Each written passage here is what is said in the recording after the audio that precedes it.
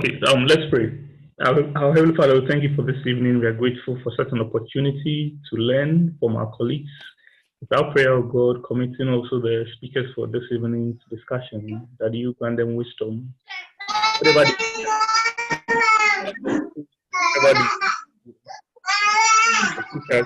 will be able to understand and also follow through. We also committing our colleagues who are also on the platform, who are yet to join, that we all will join together and have a good time this evening. These are many blessings we ask in the name of Jesus. Amen. Amen. Thank you so much. At this point, we'd like to invite Honorable Priscilla to begin. If you have a PPT that you would like to share, you are free to share your screen so we can get you.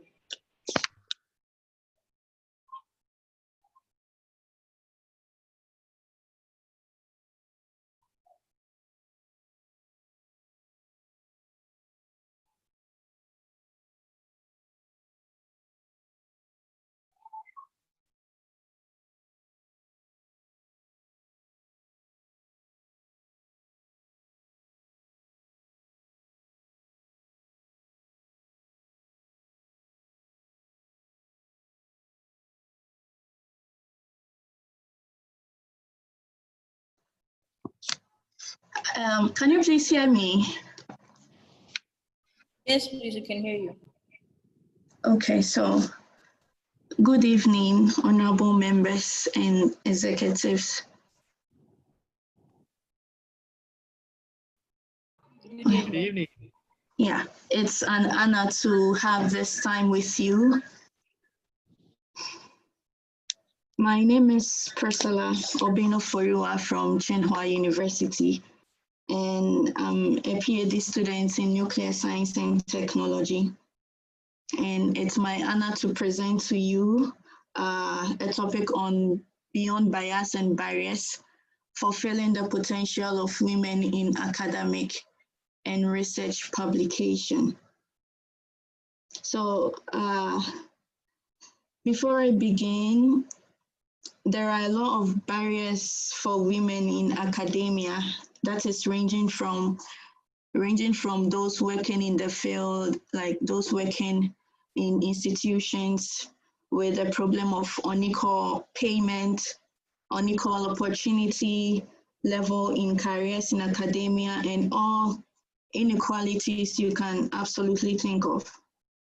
But I'm not here today to talk about gender pay gap or opportunity ratio.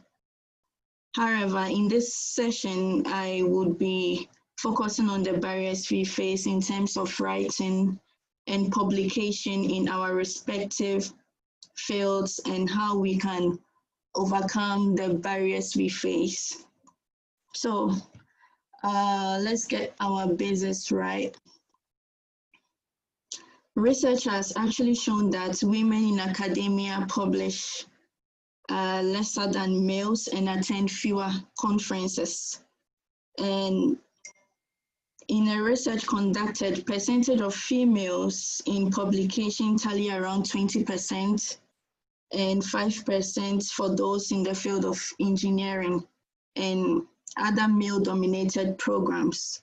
So looking at these statistics, we then find ourselves with these questions like, what is limiting women to be duly presented in the respective fields, and as the majority of the world's population are women, if I'm not mistaken. So this pointed me to some few barriers that I think is there, but we don't really have the time to address it.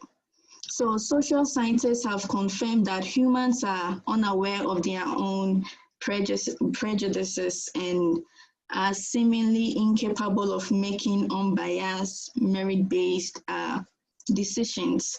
So there are three types of unconscious biases. That includes affinity bias, confirmation bias, and availability bias, to mention a few. So the concept of these cognitive biases was first introduced by one professor called Daniel Kahneman, and who explained that there are mental shortcuts that results in these biases. So first of all, I would want us to really understand what affinity bias is. Affinity bias occurs when we show preference for people who are similar to us. So this means that when decisions are made by a homogeneous group, let's say all male board or all female board, such as a committee of, let's say, even white professors, there is a natural preference to hire those that exactly look like them. So this is one bias that we face. And another bias is a confirmation bias, which occurs when decision makers only value information that supports their gut instinct, like especially maybe you are going to look for a job and they are just looking for something, and just one thing on your CV actually points to what they want. They just care less about all the other qualities. So that is one bias that people face in academia. And another one is availability bias. So this comes to play when people find it easier to bring to mind information they has viewed recently. Like let's say someone views an information concerning, let me just generalize this. Someone views an information concerning Africans, or they just view it. It becomes their basis for judgment. So automatically they've been drawn to this availability bias because that was the information they had. So although many explanations have been put forward to actually tackle these obstacles faced by women in academia, that is the unconscious biases of decision makers actually overlook. And the problem is you find that people tend to be more biased when you tell them that they are biased. So this is kind of a really difficult issue that is still being tackled in the field of academia for women. But notwithstanding, with all these biases in place, right? How do we then overcome the obstacles as women in academia? So my first point that I want to share with us is just first of all to build confidence.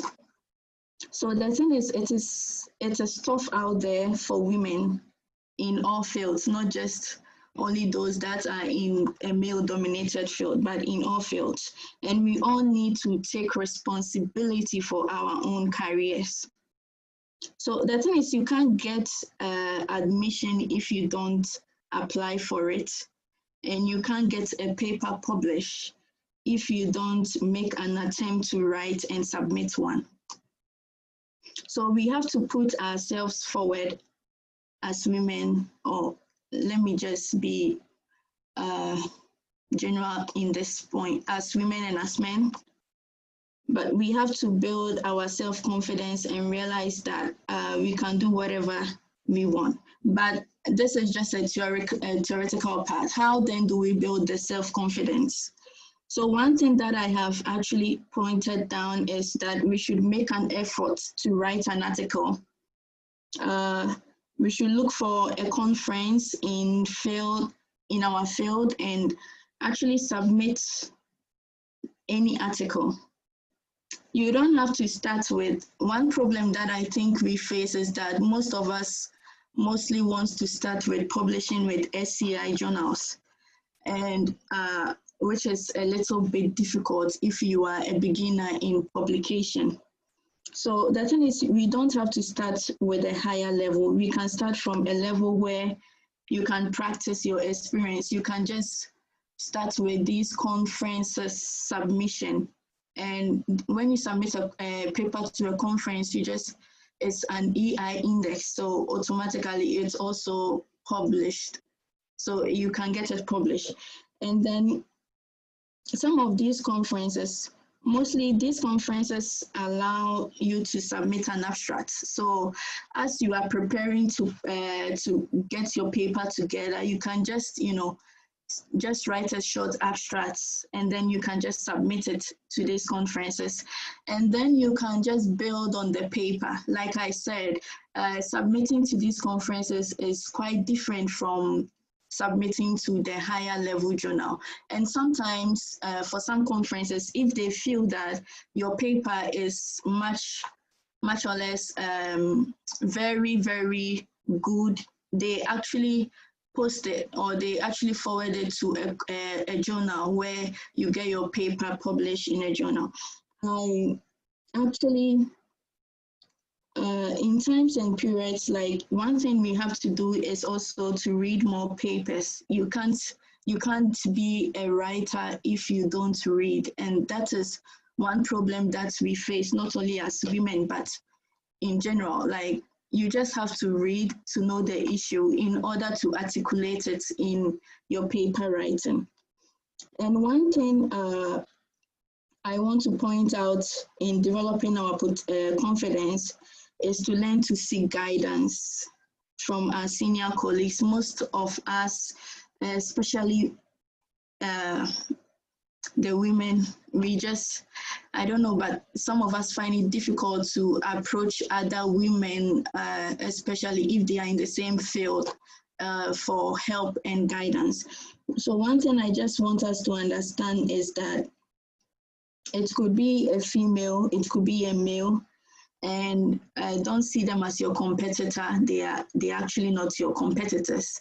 So if you just go on and maybe, oh, you've written this article and you seek help from this brother or this colleague who is a female, a senior colleague, to just read through for you, I think it's quite okay.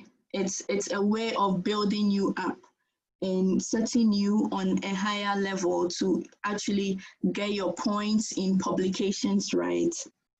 And again, I want to actually say that most of us sometimes are unsure in submitting articles in conferences due to rejection.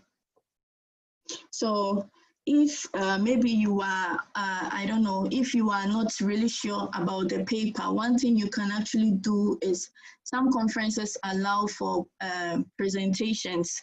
You can just submit your abstract and just submit a presentation to the conference committee. And one thing that I've seen in attended conferences, that not only does it build your confidence, but it's also helping your network. You know, it's just all about networking, and you just get a pedestal where you can stand on. You get people, especially if you are a woman and you tend to go to, you know, you are in this male dominating field and you go to these conferences, you see there is this kind of, I don't know how to explain, but there is this kind of confidence that you just get all of a sudden. And I think it's really helpful as women who want to develop our potential in the field of academia.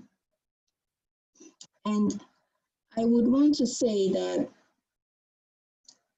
sometimes it's quite difficult. You can just speak to some women and it's quite difficult. But the thing is, if you just give up at the face of any level of difficulty, then I don't think we actually have to even have this talk. But you just, in the field of academia, it's difficult for both men and women. But as women, you would be, you are constantly faced with proving that you can do it, proving like you get it.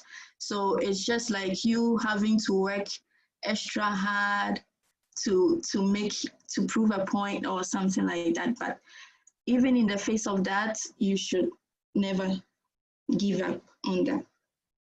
And another point I want to know is readiness to be yourself. Sometimes it just comes in as a way of you being stereotyped as a woman, in maybe especially those that find themselves in the medical, engineering, social, anywhere you find yourself, there are stereotypes, especially as a woman and you want to go higher in the academic ladder. A lot of stereotypes may come in your way, even from your male colleagues. You know, it's like you are just being looked at, okay, But the thing is, in order to rise above these stereotypes that may come our way, it may even come from our friends, you know. But one thing I've realized is that we just have to have this positive attitude, positive situations, especially if you're a woman and you want to maybe continue your education to your PhD level, or maybe you just want to be a doctor in something, I don't know, but you just get this thing that, you just have to settle down before you get to that point, you know. Otherwise, people might shy away from you in a form of, you know, I hope you all get what I'm trying to make. So it's quite difficult for us. And sometimes you will be misjudged, like your confidence can be turned as you being bossy or you being arrogant. And sometimes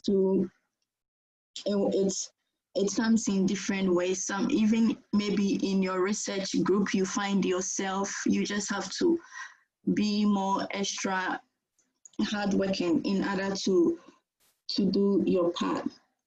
And then one thing I can actually advise us that we use is just to develop the spirit of freeness, or maybe the spirit of being humorous, because trust me, in as much as education is being made, as in a lot of education are going on in around the world about women empowerment and stuff like that, the stereotypes are still deeply rooted in our society. And if you actually think about that, you wouldn't you will just leave your academic life, your social life, all to please society. But one thing I just want us to understand is just to be focused on what you have to do and get mentors. Get mentors, know who to talk to in the field of academia, develop your mindset from, you know, we have the default negative affinity to a more positive and optimistic outlook of things. Because you have to work harder in the respective field in order to overcome some of these biases. And one thing I always say is that you are not the only female in the program or in the field you find yourself. There are females there that have actually gotten some higher places, so they all went through that. But we can just get these people, like our seniors, to be our mentors. They have some rich ideas that can actually help us. So one thing we can actually get is just get mentors in our respective field to nurture us in the field that you are in. And one thing that women suffer from is what we call the imposter syndrome. And the imposter syndrome can be defined as a collection of feelings of inadequacy that persists despite evidence of success. You might be successful, but still you feel you are so inadequate in what you do. You know, people see you and they'll be like, oh, this lady is so intelligent. But you see yourself and you'll be like, oh, okay, this is just nothing. So the thing is, imposter syndrome is quite different from some low self-esteem or lack of self-confidence, but rather is the feeling that you just want to be a perfectionist. That is what is mainly affecting people. That is what is mainly affecting people, hindering them to actually try and, you know, write academic papers in their respective academic field, because they just want to be perfect to the extent that we just don't want to hear rejection or anything like that. And I just want us to understand that in the field of academia, it's full of imperfect writers. So it's full of imperfect people and writers striving to make continuous improvement at every level. So there is a saying that practice makes perfect.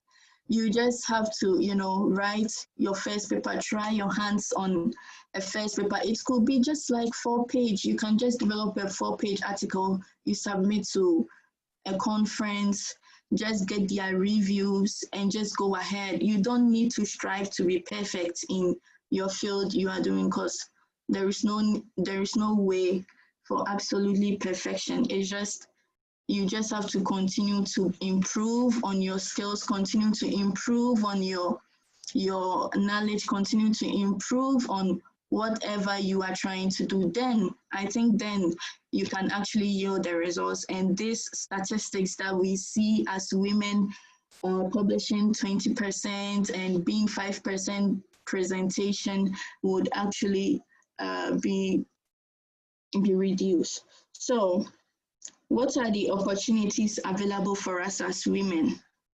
Quite frankly, in our generation and in this century, there are lots of countless opportunities that are backed with policies laid by a lot of international organizations to empower women.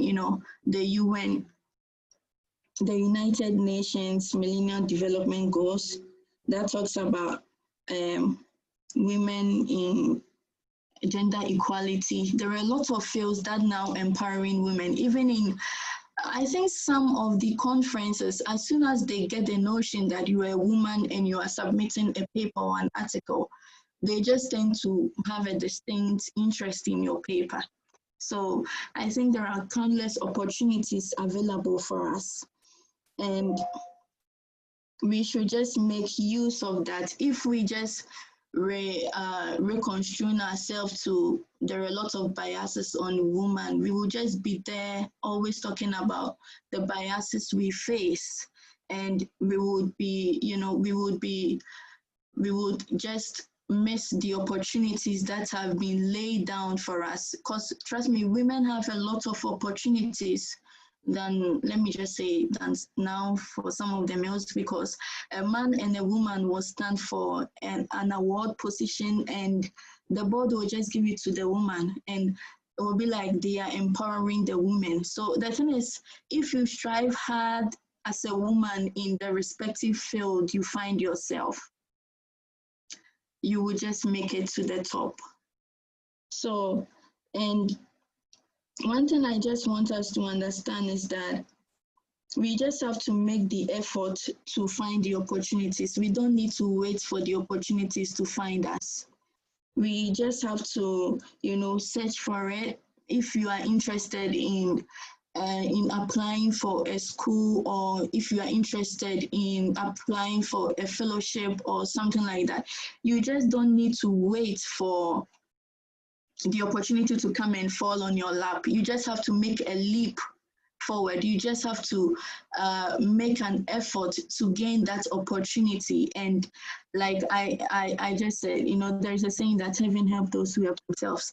So if you just make an effort to get that thing, you will just get help along the way. And even if people might see your efforts and be like, oh, this lady is trying so hard, let us push her to just be the best she can be. So the thing is, we just have to strive harder. We should look for the opportunities and just make do of the opportunities that we may find our way. And then our thing is, there are lots of policies that is backing us in, although there are still work that needs to be done, but I just want us to have this optimistic outlook of things, that with all these opportunities, we can just do it.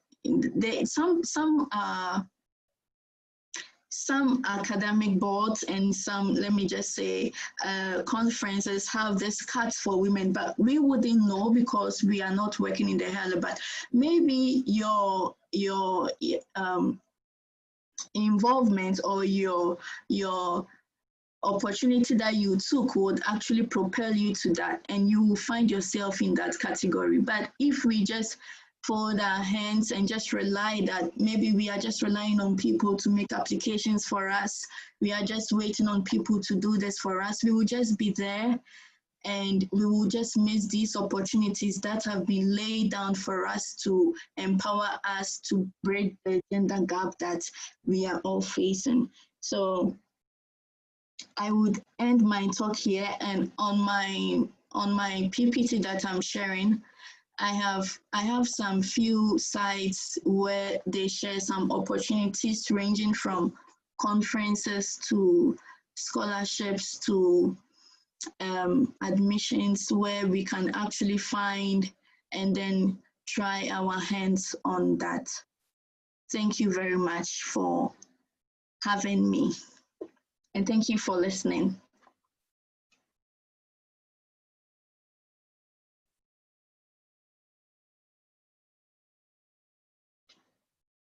Hello.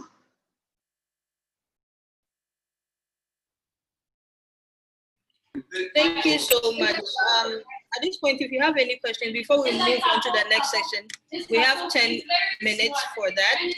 So while the next speaker prepares, if you have any question, you can raise your hand and ask.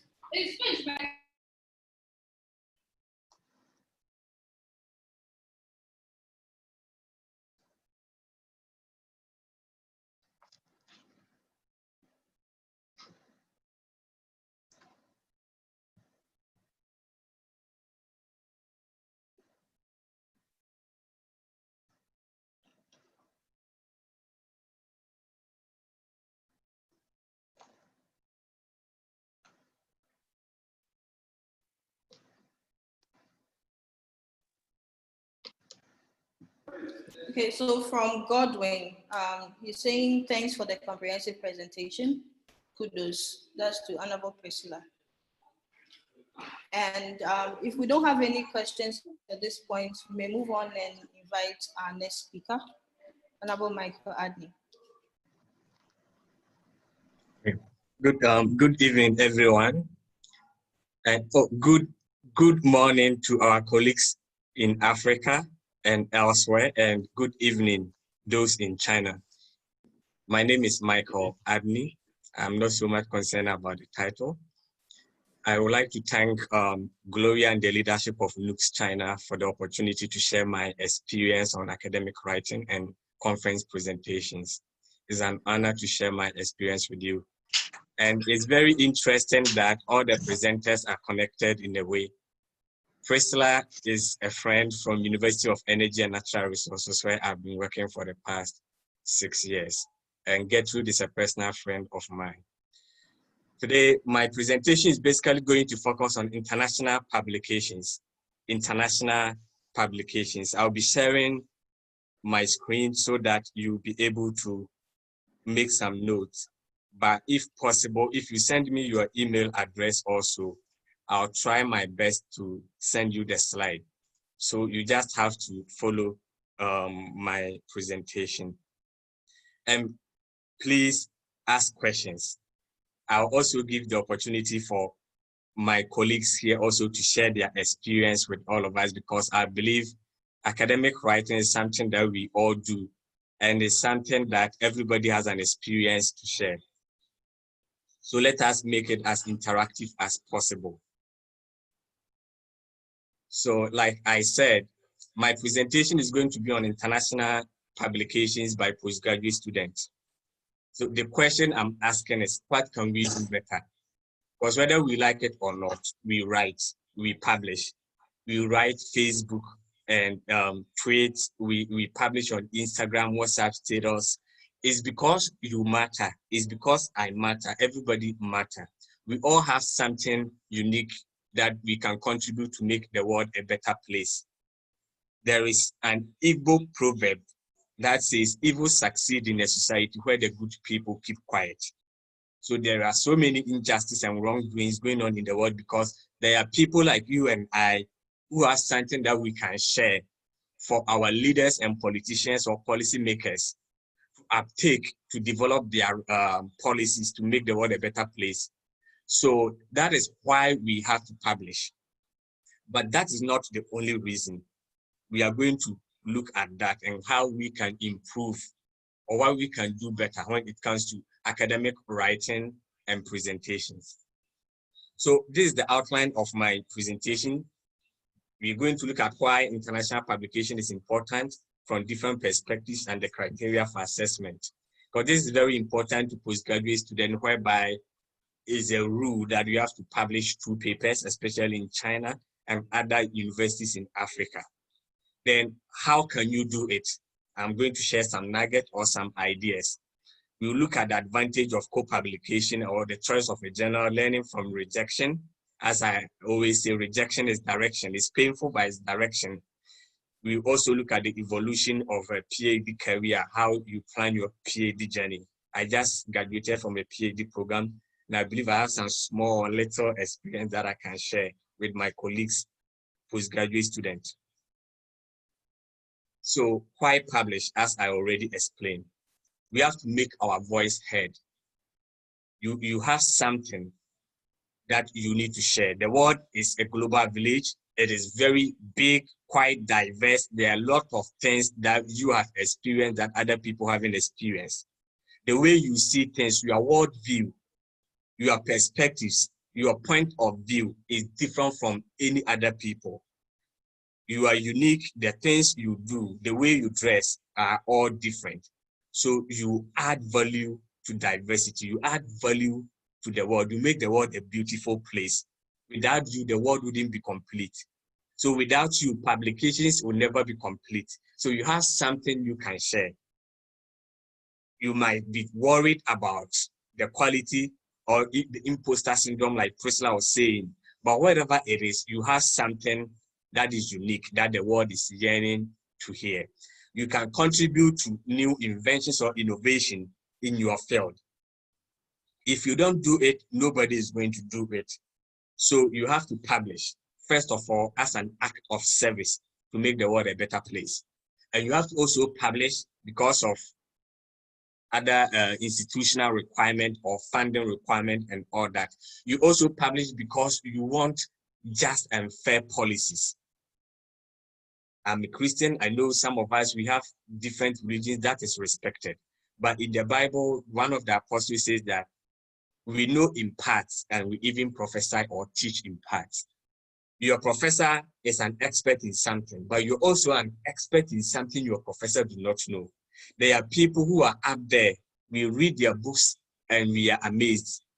It's the same way there are certain things we do better than them. And that is the very reason why we have to also publish the things that we know. So now we're going to look at the practical and the institutional aspect. So experience for many research assessments basically rely on Web of Science, ISI, and Times Higher Education ranking that we all know. There are various ways we rank universities. We have the QS ranking, we have Times Educational ranking, we have Webometrics. But if we look at the rigorous one, the well-accepted ones, which is Times and QS, is based on research output, it's based on patent, it's based on the contribution alumni or graduates from various universities are making in the world. That is Time and QS. So these rankings usually rely on Web of Science, what we call the SSI or Social Science Citation Index or Science Citation Index or Engineering Index.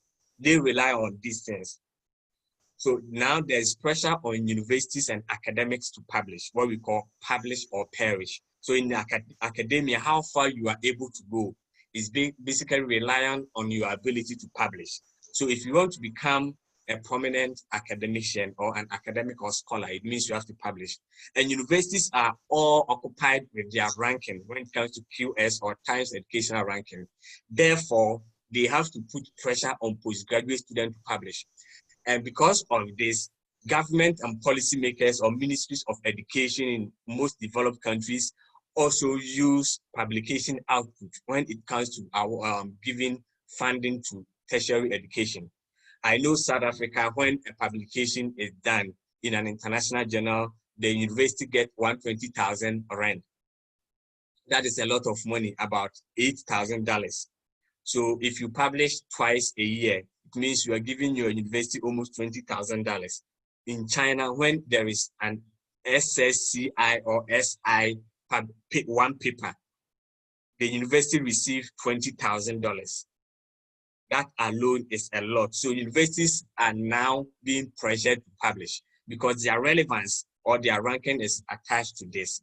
So as an academic or as academics, we may think universities are using us, but the system is such that while you are publishing for the university to gain all these resources and prestige, you are also elevating yourself. So because of this, selection committees for academic positions have been relying on this. There are a lot of journals that when you publish in, basically they count for nothing. Usually when I'm talking about my publications, I don't count my publications that I did before 2015 because I was publishing in some journals that nobody even will read them. I was just hungry to publish. I published in a lot of low-ranking journals.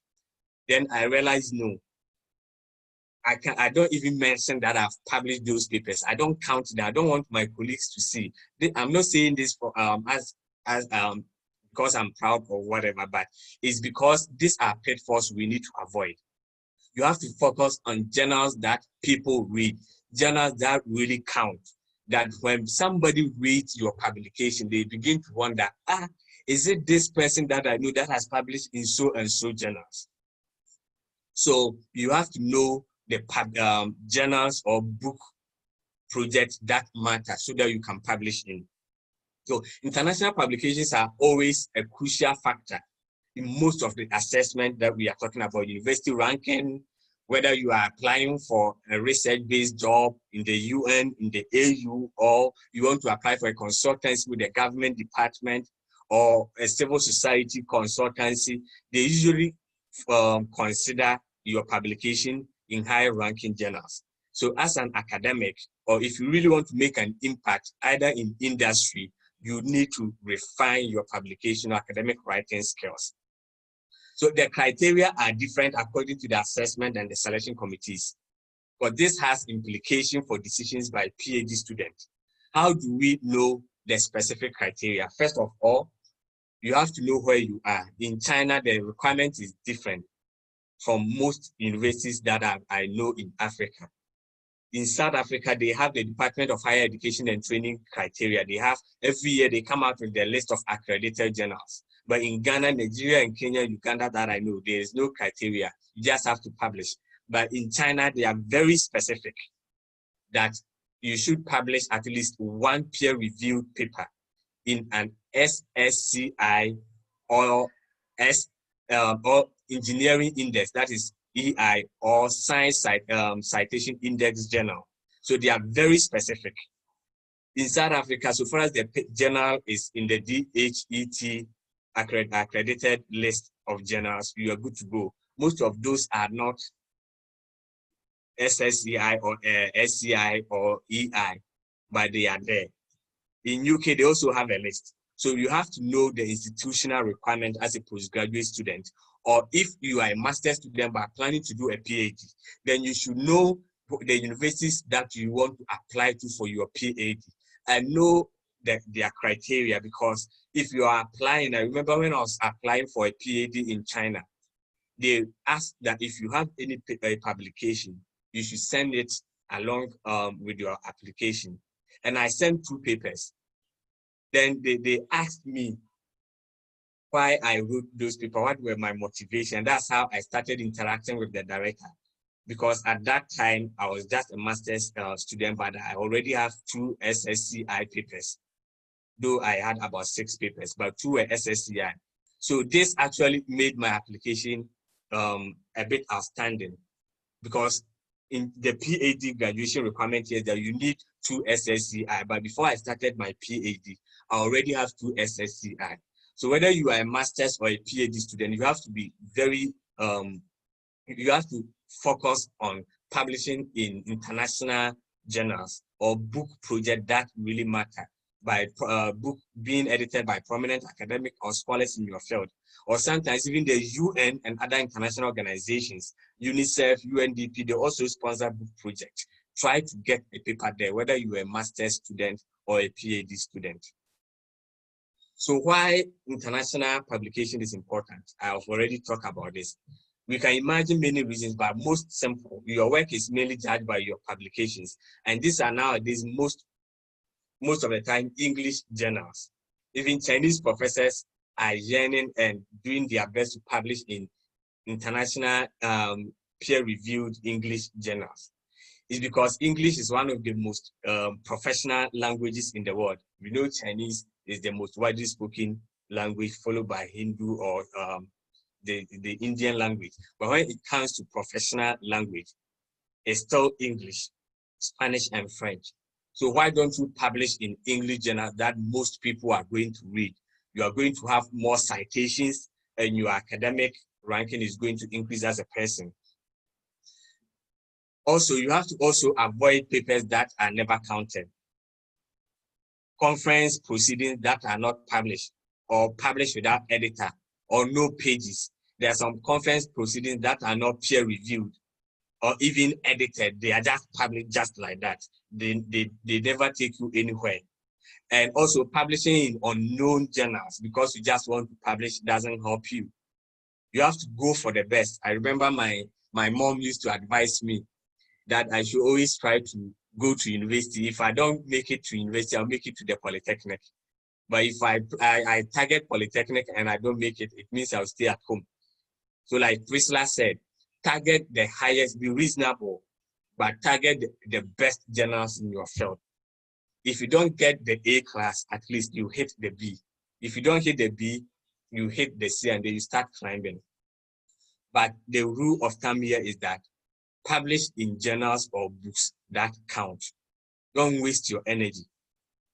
Avoid publishing books that are printed by yourself. I've seen most public or many motivational speakers publishing books by themselves, and all that is good. You can avoid negative criticism and all that. It's easy. You can publish a book, write a book and publish it in the same day. But the thing is, at the end of the day, how many people are going to read it? Yeah, because you are seeing things from only one perspective. You have to try to reach out to people from different perspectives. So always try to publish in challenging journals. I know there are people who are Chinese or try to publish in Chinese journals here because Chinese journals are quite easy to publish in. And I know also in Ethiopia, I can see some 3 Ethiopians here. There are Ethiopians who also publish in Amharic. Sometimes we are tempted to publish in these local journals because it's easy to do. But at the end of the day, you ask yourself about the readership. How many international academics will be able to cite your paper or read your paper?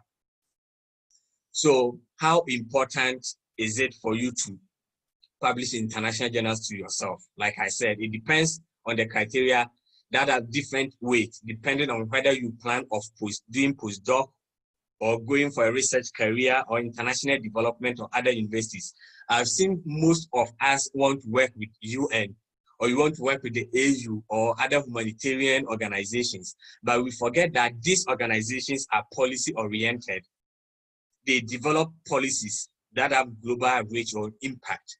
So they usually go in for people who are able to do research analysis, who are able to conduct empirical or field-based research and convert them into policy papers, policy briefs, or working papers. So when you refine your academic writing skills or research skills, wherever you find yourself, you are going to need it. I started working as a research assistant and then research and administrative assistant where I was working in the Vice Chancellor's office. And I was usually tasked with drafting policy papers. And I realized you need to be able to not only analyze different papers and materials, but also have to synthesize them and write them in plain language because most policymakers are very busy, that they don't have time to read your 20 or 30 pages of academic paper. You need to do a research and distill it in a form that even when they are running, they can read it. So whether you want to become a politician, become a minister or parliamentarian or work with the UN, you need to refine your research skills. You have to learn how to present at conferences because if you are going to work in the business sector, you have to learn how to pitch your ideas. You have to learn to communicate in clear language. And there is no better way to do this than refining your academic writing skills. If you also want to continue research position inside or outside university, trust me, most organizations, including Facebook, including Google, including tech-driven companies like Twitter, whatever you can think of, they thrive on research and development. We always see iPhone users and Android users, you always see that there are new updates. Then you update your phone and all that. It's because of continued research and development being done by their research team. So whether you are an engineering student, you are a law student, you're a social science, or you're in the arts and humanities, we need you to refine your research skills, because all these sectors, they keep improving and upgrading every day. Zig Ziglar said something that in this constantly changing world, the only thing that is constant is change. So without change, we will not see any progress, and change happens through research. Research happens through observation. That's why we conduct empirical studies and all that. So every position that you are aiming or aspiring for, research is non-negotiable, is inevitable. So at least one proof of peer-reviewed international publication as a first author will always make you outstanding. John C. Maxwell says something that has been replicated by most or many motivational speakers. He said that in the extra mile, there is no traffic jam. When 1,000 people are all struggling or striving to walk in a narrow path, when they all get tired, try to take just at least one step ahead of them. By the time they all resume walking, you realize that you are a step ahead of them and you have a lot of space for maneuvering. So many people are yearning to apply for PhD. So many people are struggling for few job opportunities or vacancies. But what is making you extra is that extra mile. So as a master's student, whether you want to go into the NGO sector, international development sector, or academia, or pursue PhD, try to at least get one publication. And that will give you the edge. It's going to give your application an edge over the others because it's going to make yours outstanding. So how important is your research to your university or the research institute that you are attached to? I've already talked about it. Publication of research in view of continual research funding. Most universities, their research funding or the quota they receive is based on their research output. So when you publish, you become very important to your university. I remember in January, my director started engaging me whether I want to stay for a year further. He didn't want me to rush my PhD, wanted me to stay and do my PhD in 4 years. Then I told him, no, I want to finish my PhD as soon as possible. It's like somebody who is people who want to marry at all costs. Nothing can change their mind. I was like that. I wanted to graduate at all costs. Then now he changed the conversation to whether I'll be interested in staying further for a postdoc. He tried several ways to convince me to stay because they see your research output and their annual funding is based on their research output. Most professors are super busy, so they are not able to publish. But when they have postdocs and doctoral students, they want them to fill that research gap. And you also contribute to the reputation of the research institution. Not only that, your own reputation also begins to rise. You become known by your peers and even your mentors. They all see the impact you are making. So how do the universities do it? Or how does this happen in Chinese or African universities? In most African universities, as I've talked about, and Chinese universities, at least 2 published or accepted international publications in high-rated journals at the moment of PhD defense is not negotiable. When I was applying for PhD defense, I have to submit the 2 papers I was offering or that I have published. I have to tender it in for them to check that indeed one of them is SSCI. So I made sure I submitted 3 of them, but they are requiring 1. I submitted 3 of them and I submitted 3 more that were in international journals or international books. So it is always better to be prepared. So if you're a PhD student or a master's student who want to go in for PhD or research position, try to publish in higher ranking journals as I have talked about. I'll be concluding shortly. So how can you do it? like Priscilla talked about it, is not easy. And I see that sometimes my colleagues think that I don't sleep or I don't have social life, or maybe I'm just good when it comes to publication. But the truth is that I'm not very good with research. And I'm not an A-class student. I'm a second-class upper student. I say this not to say that I'm looking down on myself, but it's good to know your strengths and weaknesses.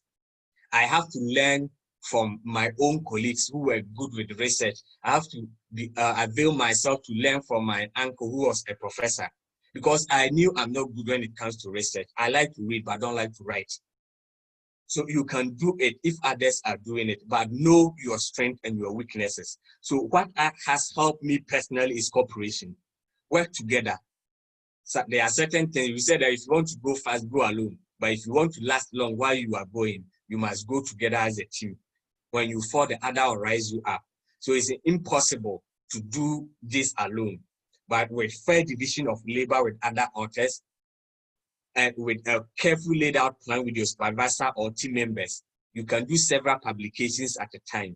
Between 2015 and 2020, I have published 42 papers.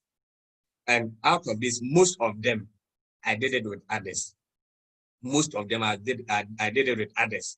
And sometimes I look down, I look back and I see my first publication 2015.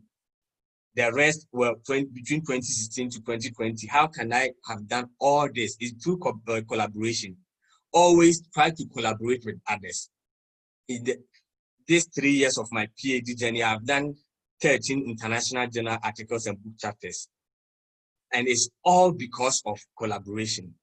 Others will share opportunities with you. When you are giving up, others will pick you up.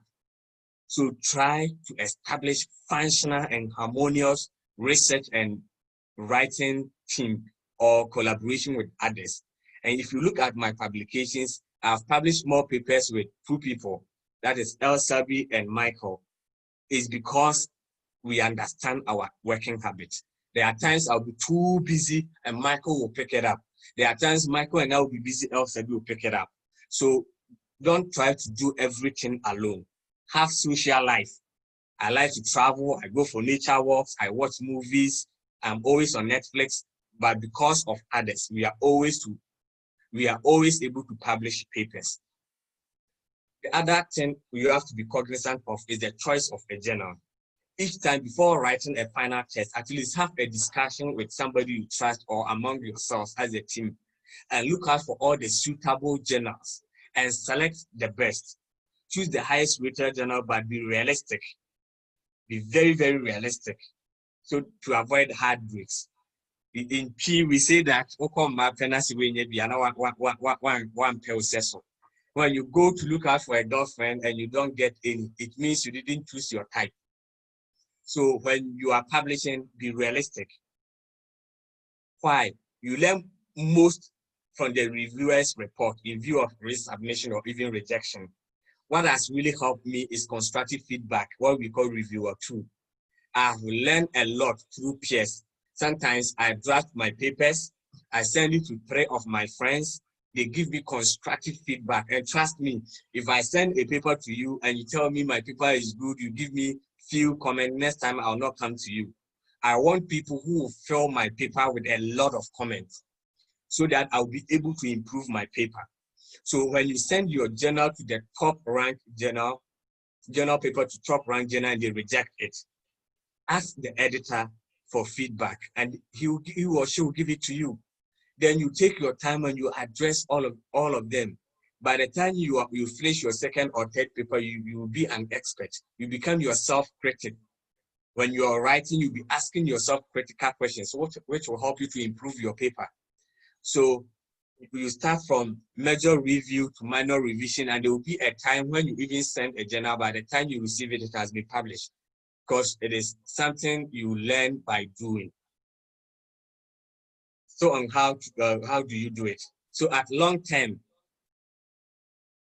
the choice for a high rated journal with risk of serious corrections and new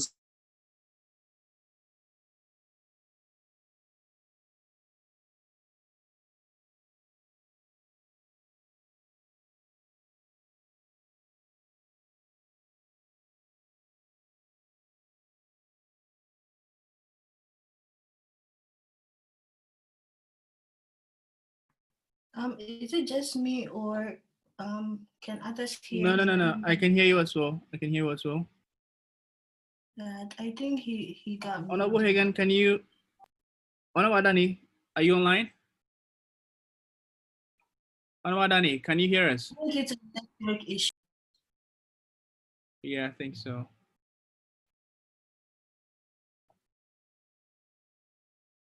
Yeah, I think it's a network.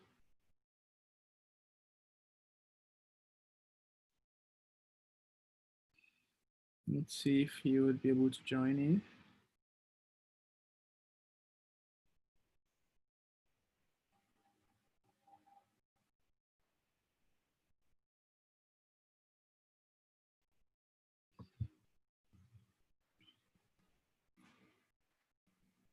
Well, that's a very good insight that he gave for all researchers. I think that it will be very good if we all can collaborate and know our strength.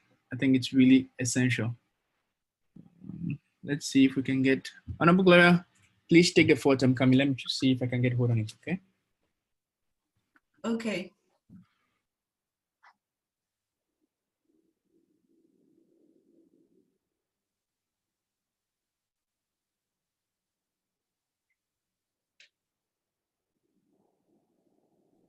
Hello. Yeah, please, can you hear me? Yeah, we can hear Loud you. and clear, loud and clear. Thank you. I'm back on track. These are technology problems. We need the research and development team of Zoom to up their game.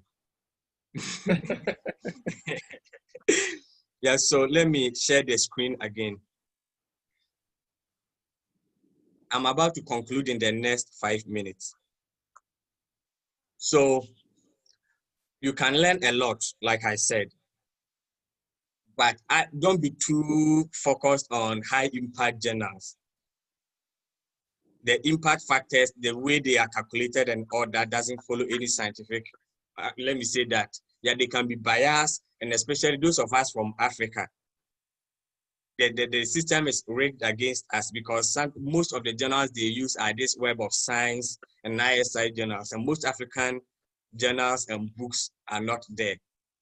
Yeah, so don't really focus so much on the impact factors, but always target the top journals in your field, whether it's based in China or it's based in Africa or it's based in Europe. You always target that. Don't be occupied or obsess yourself with high impact journals. So sometimes I know it's not easy. It takes a lot of patience because there are times you send your paper to a high impact journal or a highly rated journal, and it will take 1 year or even 2 years for your paper to be published. I remember we submitted a journal to Australian Journal of Human Rights in 2018, and it was published in 2018, but was sent in 2017, a period of 13 months. And I have a paper that has been published in Environmental Development. It took 2 years for it to be published. And as we speak, I have a paper that has been accepted by Journal of Environmental Law. It's, I think, one of the best in my field. It's been accepted 2018, but it's yet to be published. So it's not easy. So you have to consider all this.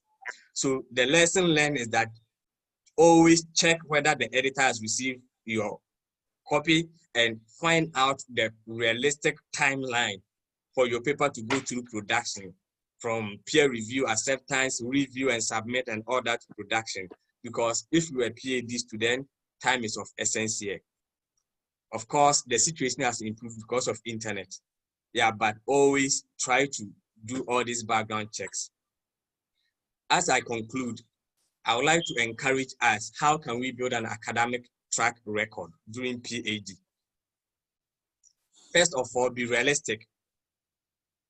Be academic minded, because PhD is all about academics. It's not a policy research. If you want to do policy research, I think the best place is to go into the ministries. PhD should be grounded in theory and research. So you have to learn how to use theory, models, and concepts in your field. If you're a law student, you should learn legal principles and concepts and how you can apply them in your research. But also always have the end in mind. Always have the end in mind. while you are starting your PhD journey, how do you see yourself at the end of the journey? I started by saying I want 4 publications. So I structured my PhD in such a way that every chapter, including even the conclusion, my chapter 5 as an article. So I have 1 paper in my chapter 1, chapter 2, 1 paper, and chapter 3 is 2 papers. Chapter 4 is 2 papers, and my last chapter is also 1 paper. What this means is that I can publish about 7 papers for my PhD thesis, or I can easily convert it into a monograph or a book. So have the end in mind. I also design my own research project, and I look out for friends and colleagues who I thought would be able to help me. I reached out to Elsabi and Michael, and there were people who were moving in and out. One of them is called Chantal from Zimbabwe.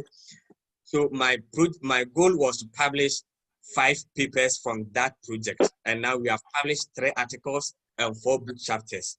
So as a PhD student, I had a design that I want to build this track record, that at the end of my PhD journey, at least I should have this amount of publications. 1, it will position me for an international career or position me for an academic career. And whatever it is, I'll also contribute my quota towards building or developing fairer policies that will promote inclusive and sustainable development. I went to a primary school, and our motto or slogan was that brighten the corner where you are. Most of the injustice we are seeing is because we are not trying to make an impact in our little corner, but it is my impact, my little impact, your little research impact that will come together as little drops of water that will make this mighty ocean called a happy and better place for all of us. So as a PhD student, have the end in mind.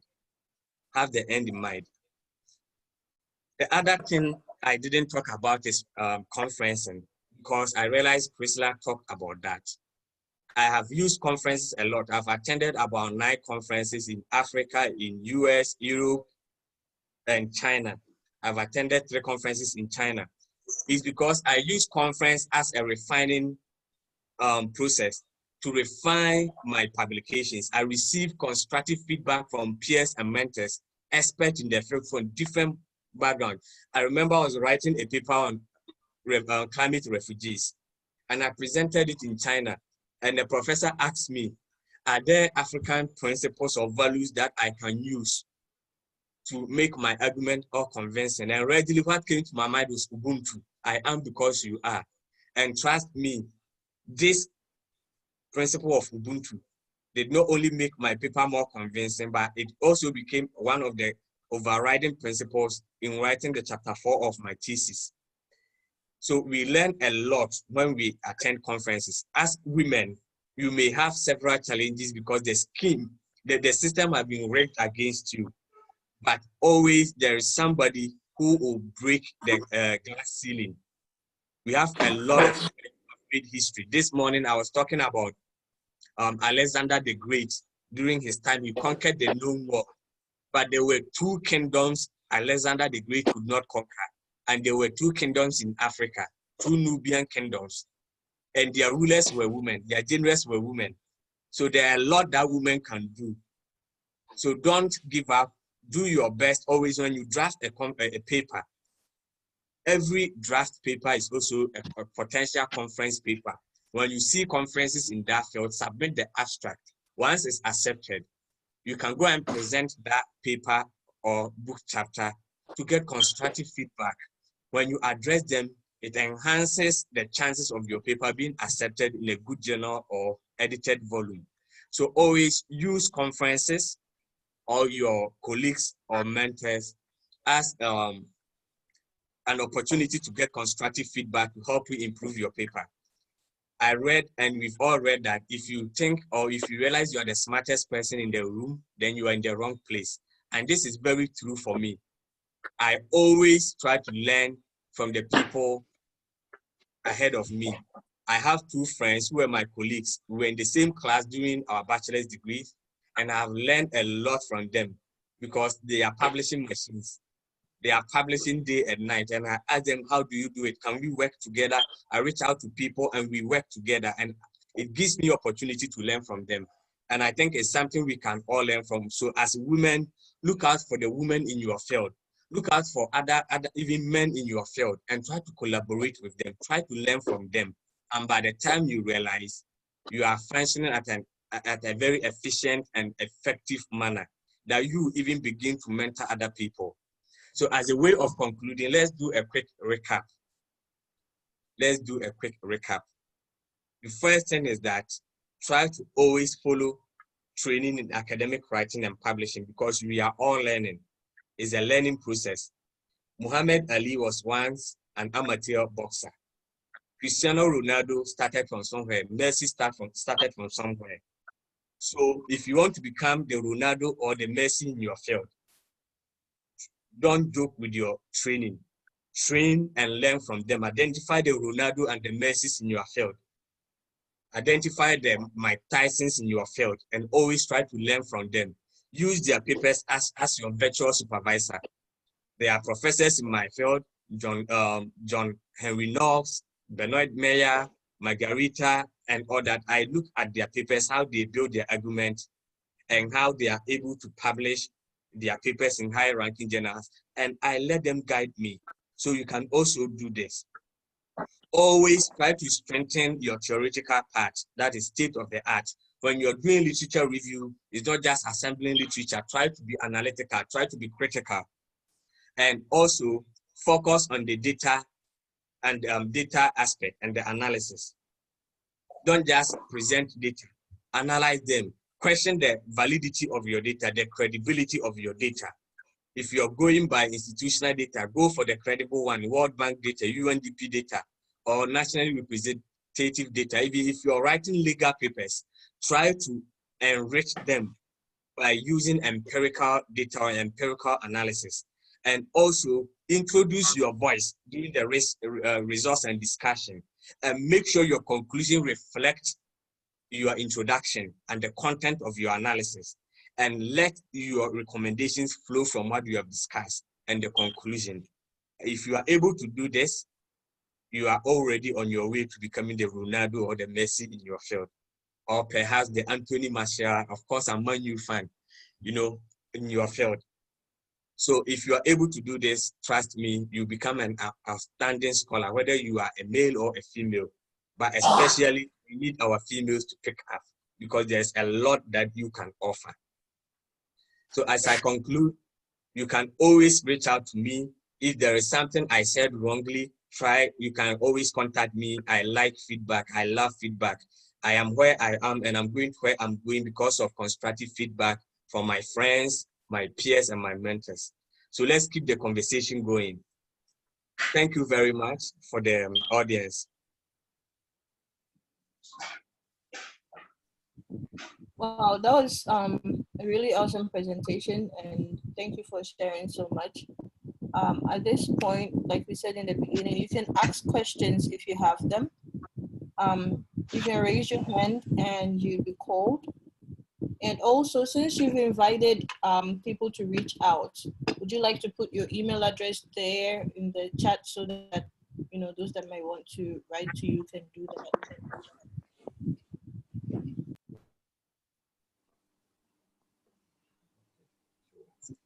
All right, so we'll take a question from Fifi Quason. Please, you can unmute your mic and ask your question. Yeah, good evening. Yeah, as he was making his presentation, he made mention of collaboration. And so I'm asking as to the effect of you publishing paper with, say, about 10 to 15 persons or 10 to 15 authors. What is the effect or what is the consequences that will have on the paper? Thank you. Okay, thank you so much, Fifi. Yeah, that's a very interesting question. Once again, I talk about the institutional requirement. For professional, in terms of professional career advancement, it doesn't really have impact, but it rather boosts your chances, because when there are many authors, it enriches the quality of the paper. because people bring various perspectives to the paper. Some even just bring their reputation and all that, which is very important. So it also gives you as an early career scholar to learn from other people who are ahead of you. It also helps you also to lift other people up. But the other side is that when there are more than 5 authors, it reduces the weight, because now people begin to see that your contribution may be negligible.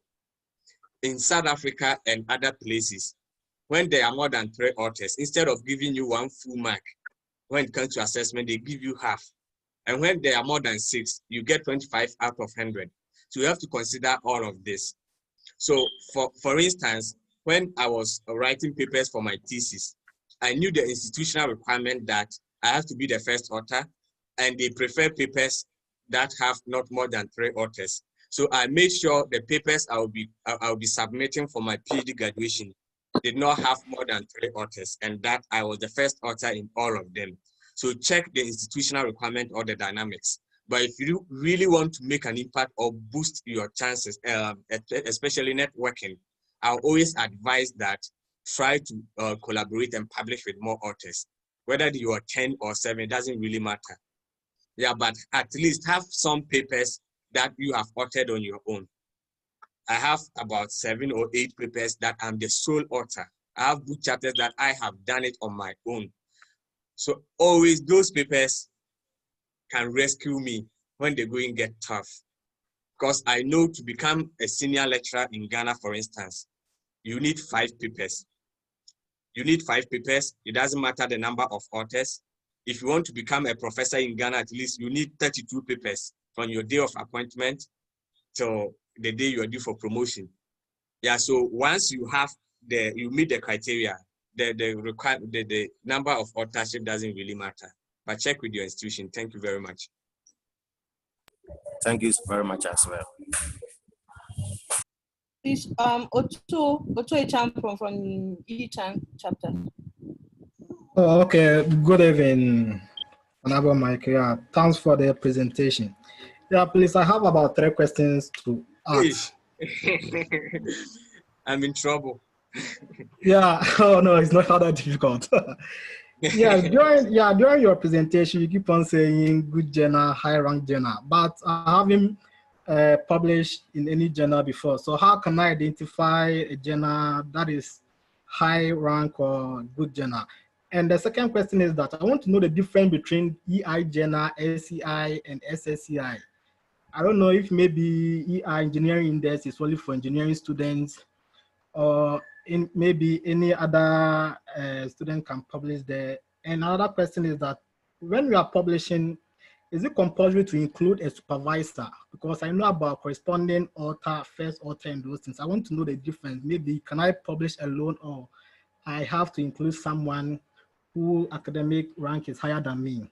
And about conference paper, if maybe I want to publish in a conference paper, is it compulsory for me to attend the conference, or I can publish without attending the conference?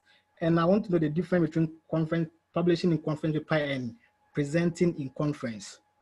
Yeah, these are the questions that I want to know. Thank you. Okay, thank you so much. I was writing the last question. I didn't finish, so let me start from there before I forget. So the difference between publishing conference proceedings, right, and journal articles. So we have conference proceedings, but there are different types of conference proceedings. We have, for instance, peer-reviewed conference proceedings. When you present in the conference, you get a lot of feedback from the participant or the panel chair or the discussant. They are going to give you feedback, because sometimes before the conference, they let you submit your full papers. They share it among the participant and the discussant. So they read it before the conference. They are able to give you very constructive feedback to help you improve your paper. That is the first level. The second level is now when they assess the quality of your paper. They then make a decision whether to include it in the official peer review conference proceedings, after which they now share it with 2 peer reviewers, and they will give you feedback. When you address the feedback to their satisfaction, they will publish it in a peer review conference proceeding, and it is rated just as a peer review journal article. They are basically the same. The difference is that this is a peer review conference proceedings and the other is a journal article. So when it comes to the quality or the assessment, just like we have high impact journals, we also have high impact conference proceedings. It depends on who are organizing the conference. So I leave that to you. But the other question you ask is whether you can publish in the conference proceeding without presenting in the conference is possible. But first of all, the most important thing is that your abstract should be accepted. I remember I was to attend a conference in Cape Town, what we call Adaptation Futures Conference in 2018. I couldn't make it because I was attending a conference elsewhere in Scotland. So I explained the situation to them that I want my paper to be published in their peer review proceedings, and they accepted. I also served as one of the peer reviewers. So it's always comes down to negotiation. Negotiation and politics are inseparable. In academia, there are a lot of politics that go in there. So you can publish in the conference proceeding without presenting your paper. And sometimes you can also, if you cannot go, as COVID-19 has demonstrated to us, we have a lot of conferences happening virtually. Sometimes you cannot attend a conference, but your paper is accepted. Negotiate with them to present through Skype or Zoom or Tencent meeting, so that they will still, it counts for conference attendance and you can publish your paper in their proceedings. But avoid as much as possible non-peer reviewed conference proceedings. Non-peer reviewed, or if you publish in a non-peer review conference proceedings, try and go ahead and publish it in a peer reviewed journal or book chapter.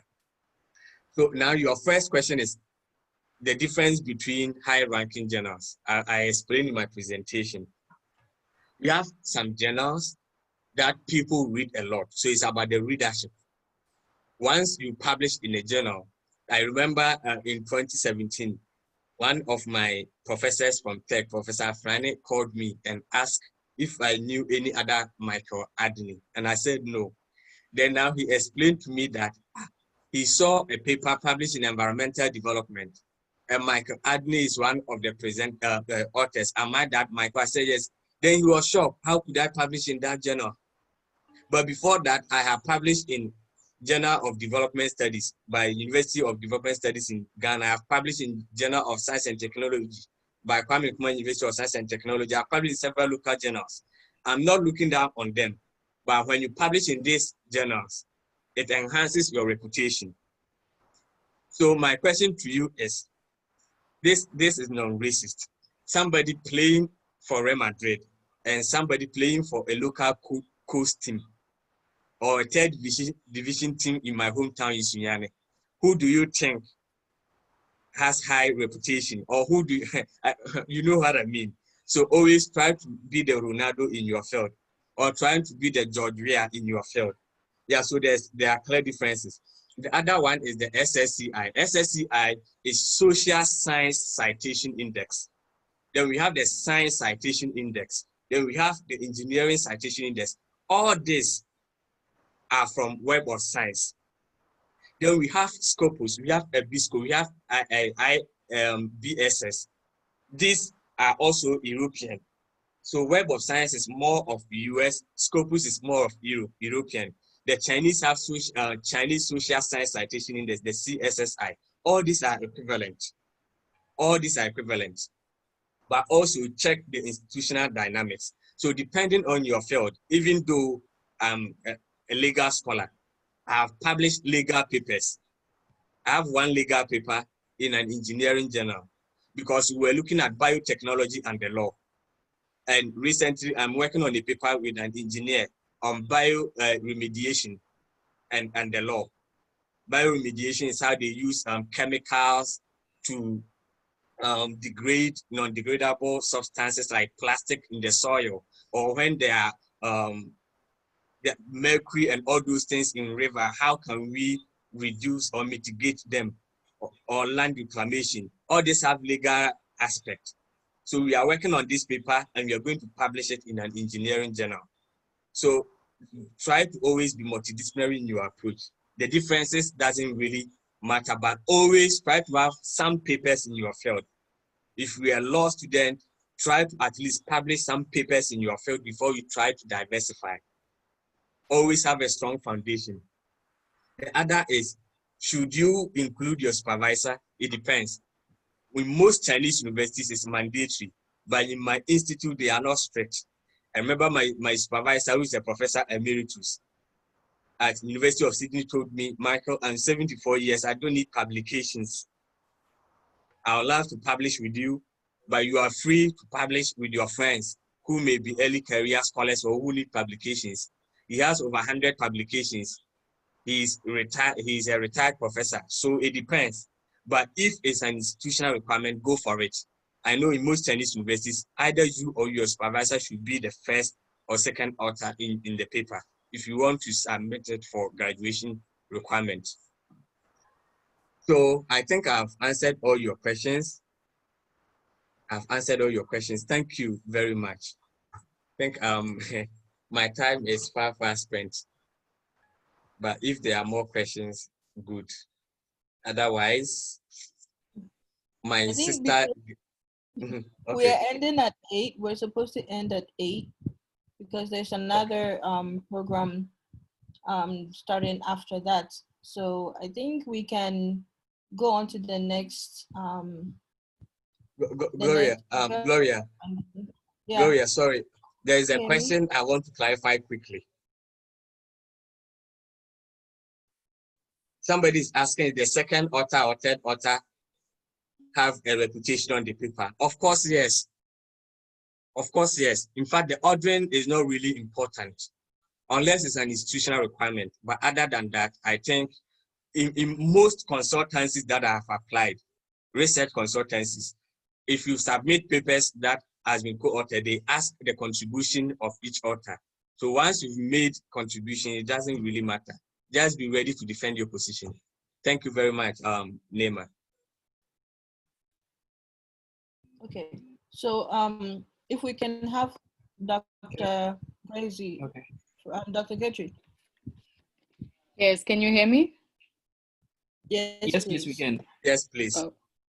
Okay, in the interest of time, I'll just go straight to the presentation and then I'll show my face maybe during the questions so that I can just quickly move on. So how much time do I have since you said we have to end at 8?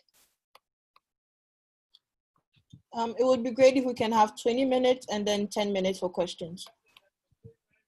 Okay, I'll try to get through it. All right, so my task today is to speak about the funding for master's, PhD, postdoctoral fellowships. So I'm Gertrude Gwenzi. I'm coming to you from Johannesburg right now. And forgive my slow voice. I'm a bit under the weather, but I'm gonna try and speak a bit faster so that we don't waste much time. So in terms of master's, PhD, and postdoctoral fellowships, I recently finished my PhD about 6 months ago. But then my interest in scholarships and fellowships, I think it's something that, you know, started about 2 years or so ago when I really got into studying more about scholarships and where to find scholarships. And I myself was quite fortunate to be awarded 3 scholarships in my academic career from my bachelor's all the way to PhD. So I'm just going to share a bit of my personal experience and also from what I've actually gathered from the time that I started, you know, working with students that are looking for scholarships and that. So I'm just going to show you a bit of what I want to discuss today. I think most people are interested in knowing, you know, where can we find the money? Where are the scholarships? But I want to go into it a bit different today and discuss the myths about academic scholarships, because there's so many things that limit people when they're looking for these scholarships, and there are a lot of misconceptions, misunderstandings, and I think that's a good starting point, because when you're now looking for a scholarship, you kind of need to know, what to avoid. You kind of need to change your mindset about academic scholarships. So I'll start with that. And then I'll give you a little bit about the different types of scholarships. And I think I'll just jump into Q&A because the postdoctoral fellowships, I think I'll cover as I'm talking. So some of the myths about academic scholarships. The first thing that we get all the time is about the grades. A lot of people, when they come asking about scholarships, they mention the fact that I don't have high grades. My grades are not good enough for a scholarship. And they think because of that, they might not be able to compete. And please don't misunderstand me here. It is very important for you to maintain high grades if you're studying.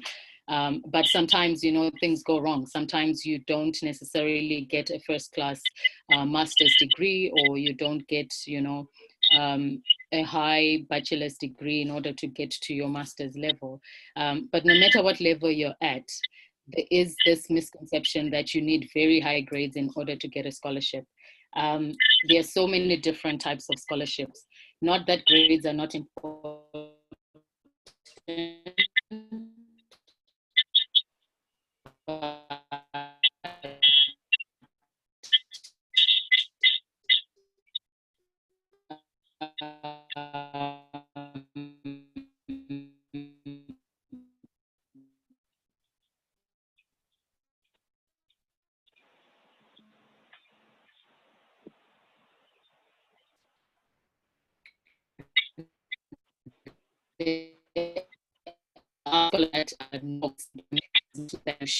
Not work hard and get a first class degree. If you can, that actually improves your chances of getting a scholarship. But I'm saying that even if you do not manage to get a first class, you might actually still compete, as long as you're going for the type of scholarship that fits, the criteria that they're calling for. And then the second thing is income. So some people will come and say that I don't think I fit for a scholarship because maybe I'm already working and I'm getting a high income. So people always think that scholarships are only for low income groups. And this is a misconception, because there's so many, again, different types of scholarships. So this is very important for you to know before you even start your search for a scholarship. What kind of scholarship are you looking at? So if you are coming from a low income group, then yes, there are certain types of scholarships that cover that. But they're not the only scholarships that are available. And there are some organizations that balance, academic performance, the need of the applicant. They balance all those factors. So it's not, you shouldn't just think, okay, scholarship is about the income. There's so many factors that can come into play. And the fourth misconception I'm going to address is this issue of small awards versus big awards. And I'm using the word awards because, when you're awarded money or funding, right? It's a whole process of actually giving you the money. But some people now think, maybe let me not go for smaller awards and let me get like a scholarship that covers everything, right? And of course, that will be the best deal if you can get it, but these tend to be more competitive. So full scholarships, although we all want the full scholarships, sometimes you can actually benefit more from actually getting several smaller awards over time. So some organizations or some departments in your university might have small awards that they have.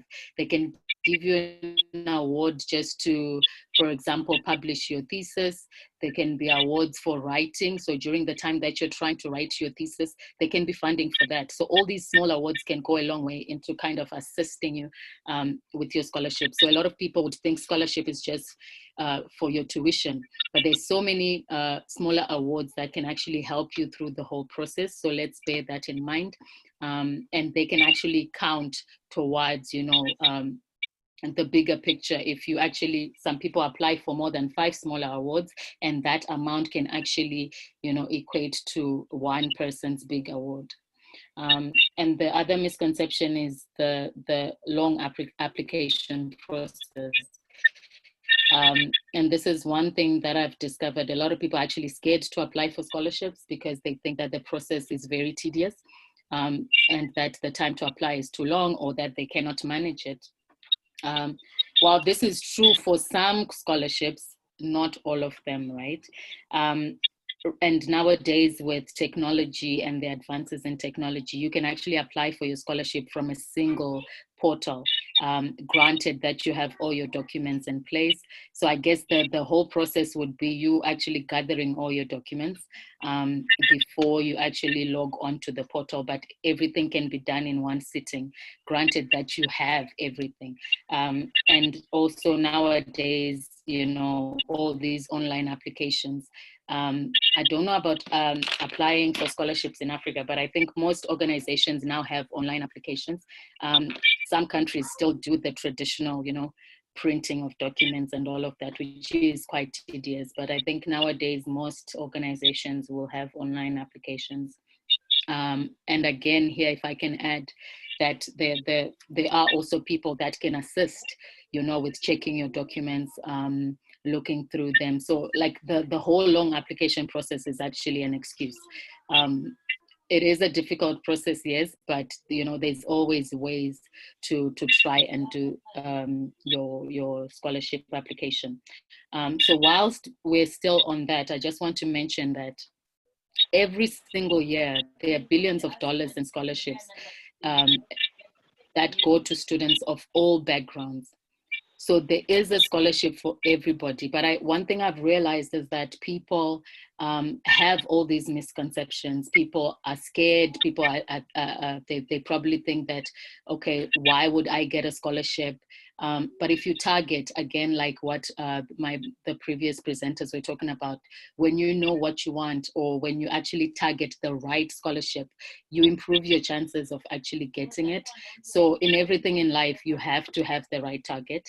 And I was reading recently that in Europe alone, 15.6 billion euros is made available every year for scholarships. And these are scholarships for international students. So there's money out there, but because most people either don't know where to find it, or, you know, they just get so frustrated with the process of actually searching for these scholarships, then they give up, or they think that I'm not going to qualify.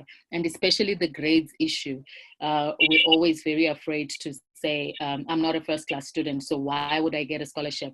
But the thing is, you know, if you write a good statement of purpose, or if you're in the right, you know, targeted scholarship for, maybe it's a scholarship for women, they might not even look at, you know, you have a second-class upper degree or lower. They might just be focusing on improving a certain demographic of people. Maybe it's a developmental scholarship and they want a small group of people. So please do not limit yourselves.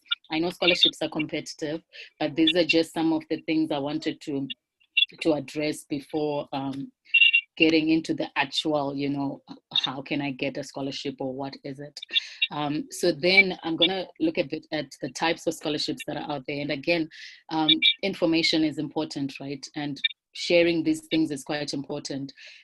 If you know the type of scholarship that you qualify for, it improves your chances of actually, you know, succeeding. But if you're busy just throwing out applications in the dark, most chances you don't even hear back from, you know, the places that you're applying to, because maybe you're just shooting in the dark, right?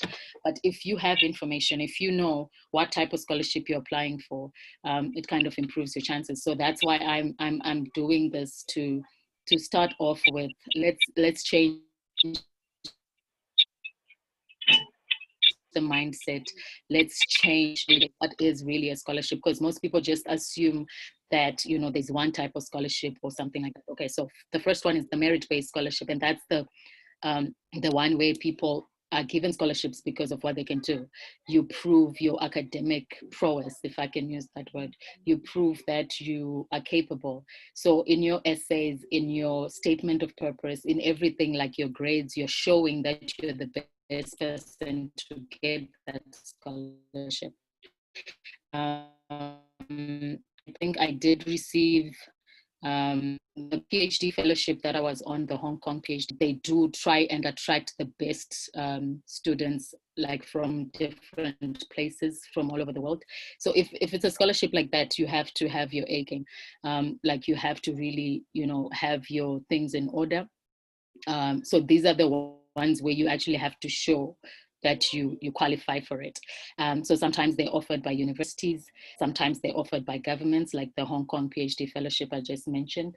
And I know that the Irish government also offers a lot of scholarships. I did my master's in Ireland, where I was selected as one of 10 students from South Africa, and I'm not even South African. But at the time, they were looking for students that are living in South Africa. But then again, it was merit-based, because you had to kind of show that, you have a good bachelor's degree, or, you can actually do the research that you claim to want to do. So you write a research proposal. So many things. There's a lot that you have to actually go through in the process of trying to get the right scholarship. Then the second one is the need-based scholarship. And this one is the most common, right? Especially for us Africans. And this is based on the need, the financial need. So the need-based scholarship, it makes up a large percentage. And like I said earlier, these are not the only scholarship. So most people might think, okay, I don't have a way to show that I have a need, right? So most need-based scholarships will need you to prove that you're actually in need. The first scholarship that I got for my bachelor's degree was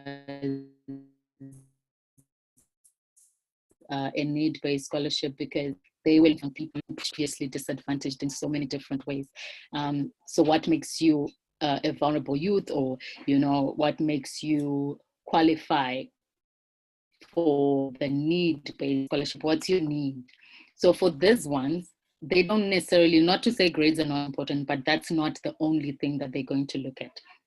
They're going to look at your background.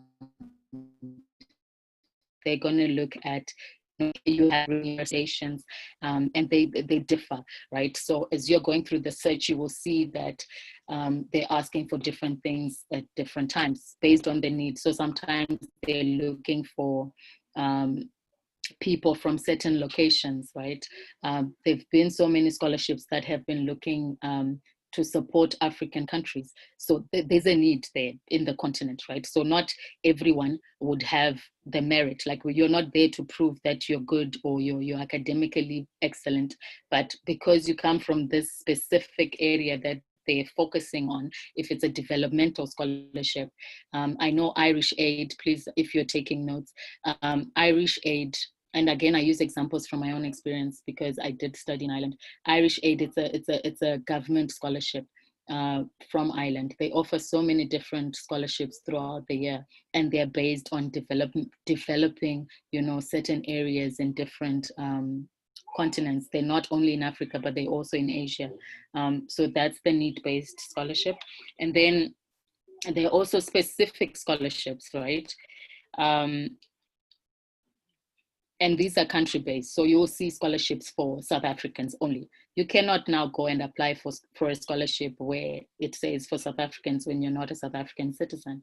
And, I know during the time when there was a lot of conflict in certain countries, they would offer scholarships to kind of get those people to leave the country. I know there was a time when there were a lot of Sudan students that were offered scholarships to go study in the US, for example, because of the conflict that was going on there.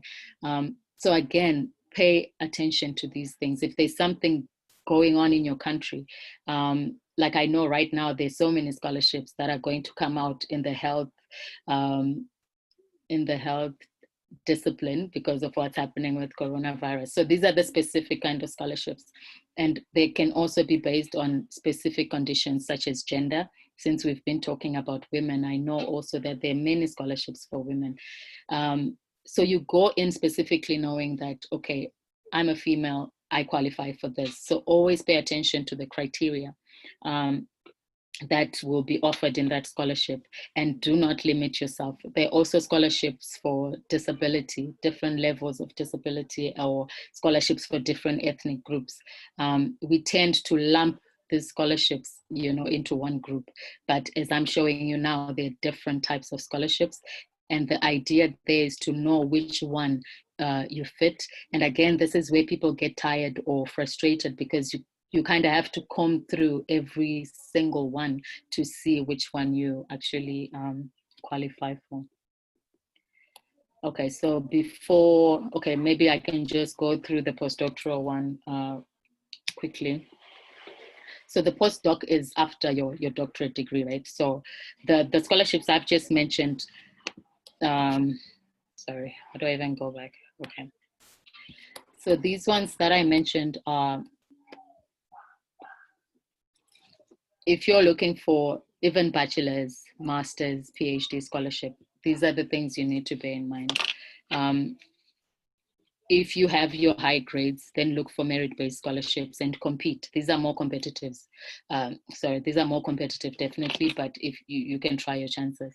And always know which organizations are offering. Some are universities, some are government scholarships, and the requirements will be different in each case.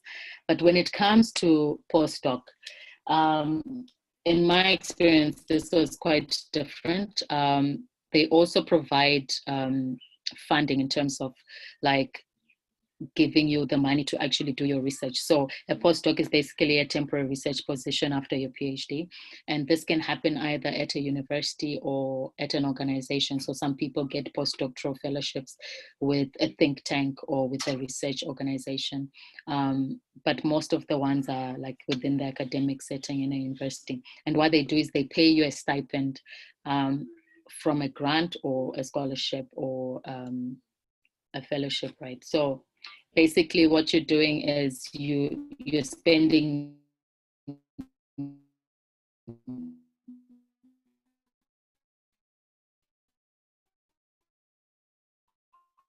two to 3 years. It's not years. So you're technically, again, like a student, because you're being paid a stipend pretty much. And, like Michael was saying, that you kind of have to publish to ensure that your funding keeps coming in. So the selection for that is quite different, because if there's no funding for a postdoc that year in that university, then you can't apply for it.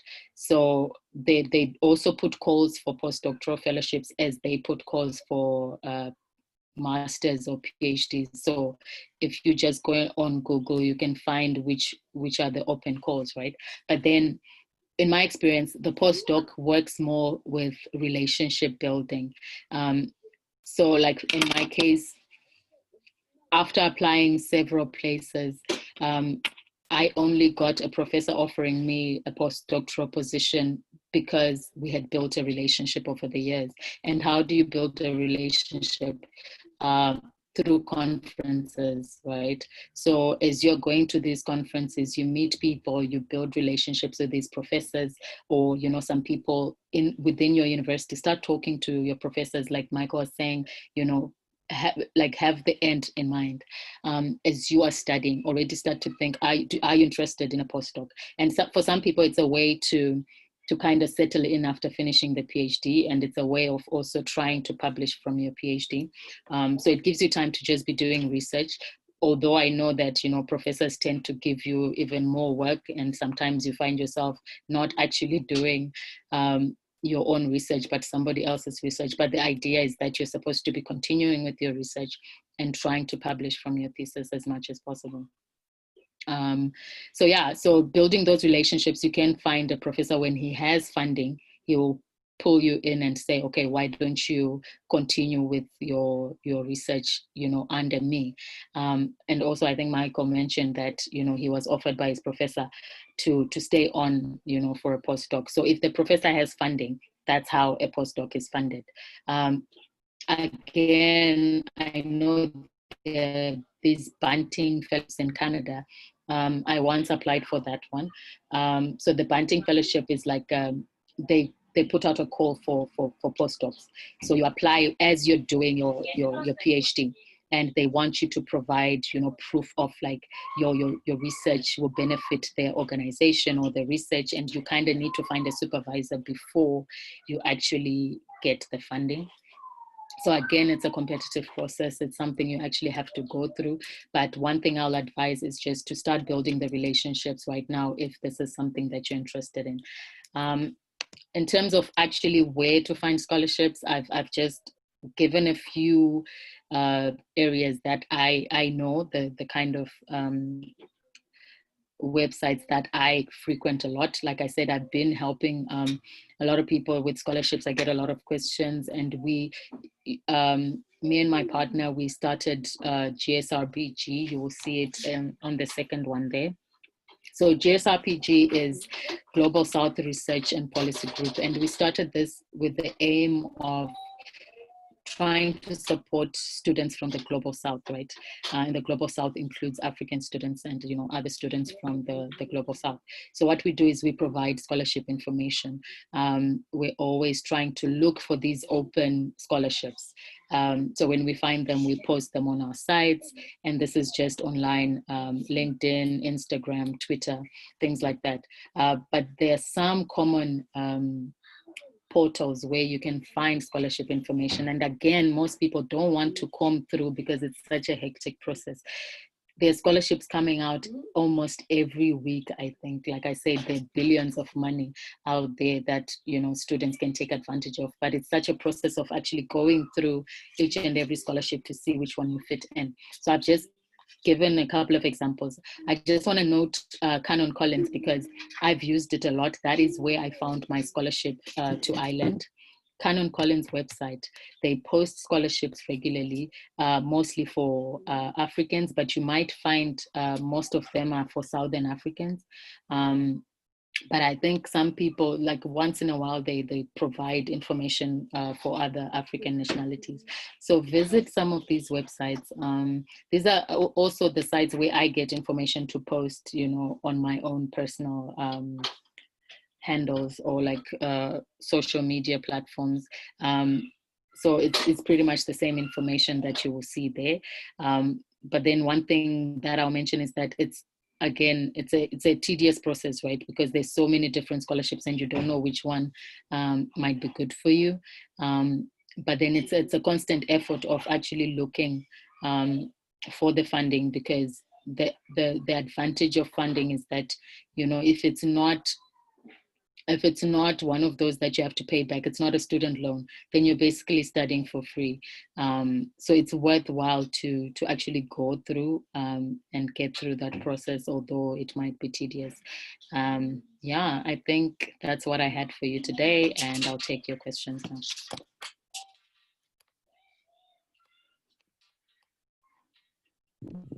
Awesome, thank you so much.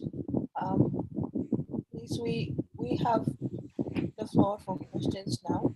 So you may raise your hand and you'll be called, or you can type in the group chat and it'll be read out. Today we are going to have a picnic. My niece said she's a guy because she's in a Chinese meeting with the Chinese people and yellow people. Okay, since nobody's asking now, maybe I can ask one to kind of set the ball rolling.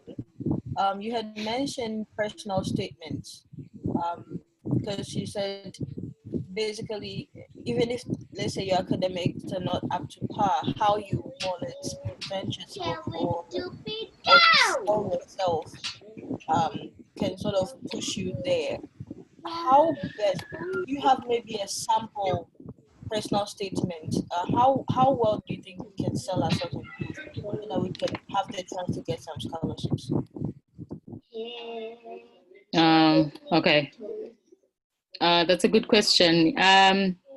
Yeah, I'm actually glad you asked that because, like I said, with GSRPG, we've actually been trying to get this information because we get those questions a lot.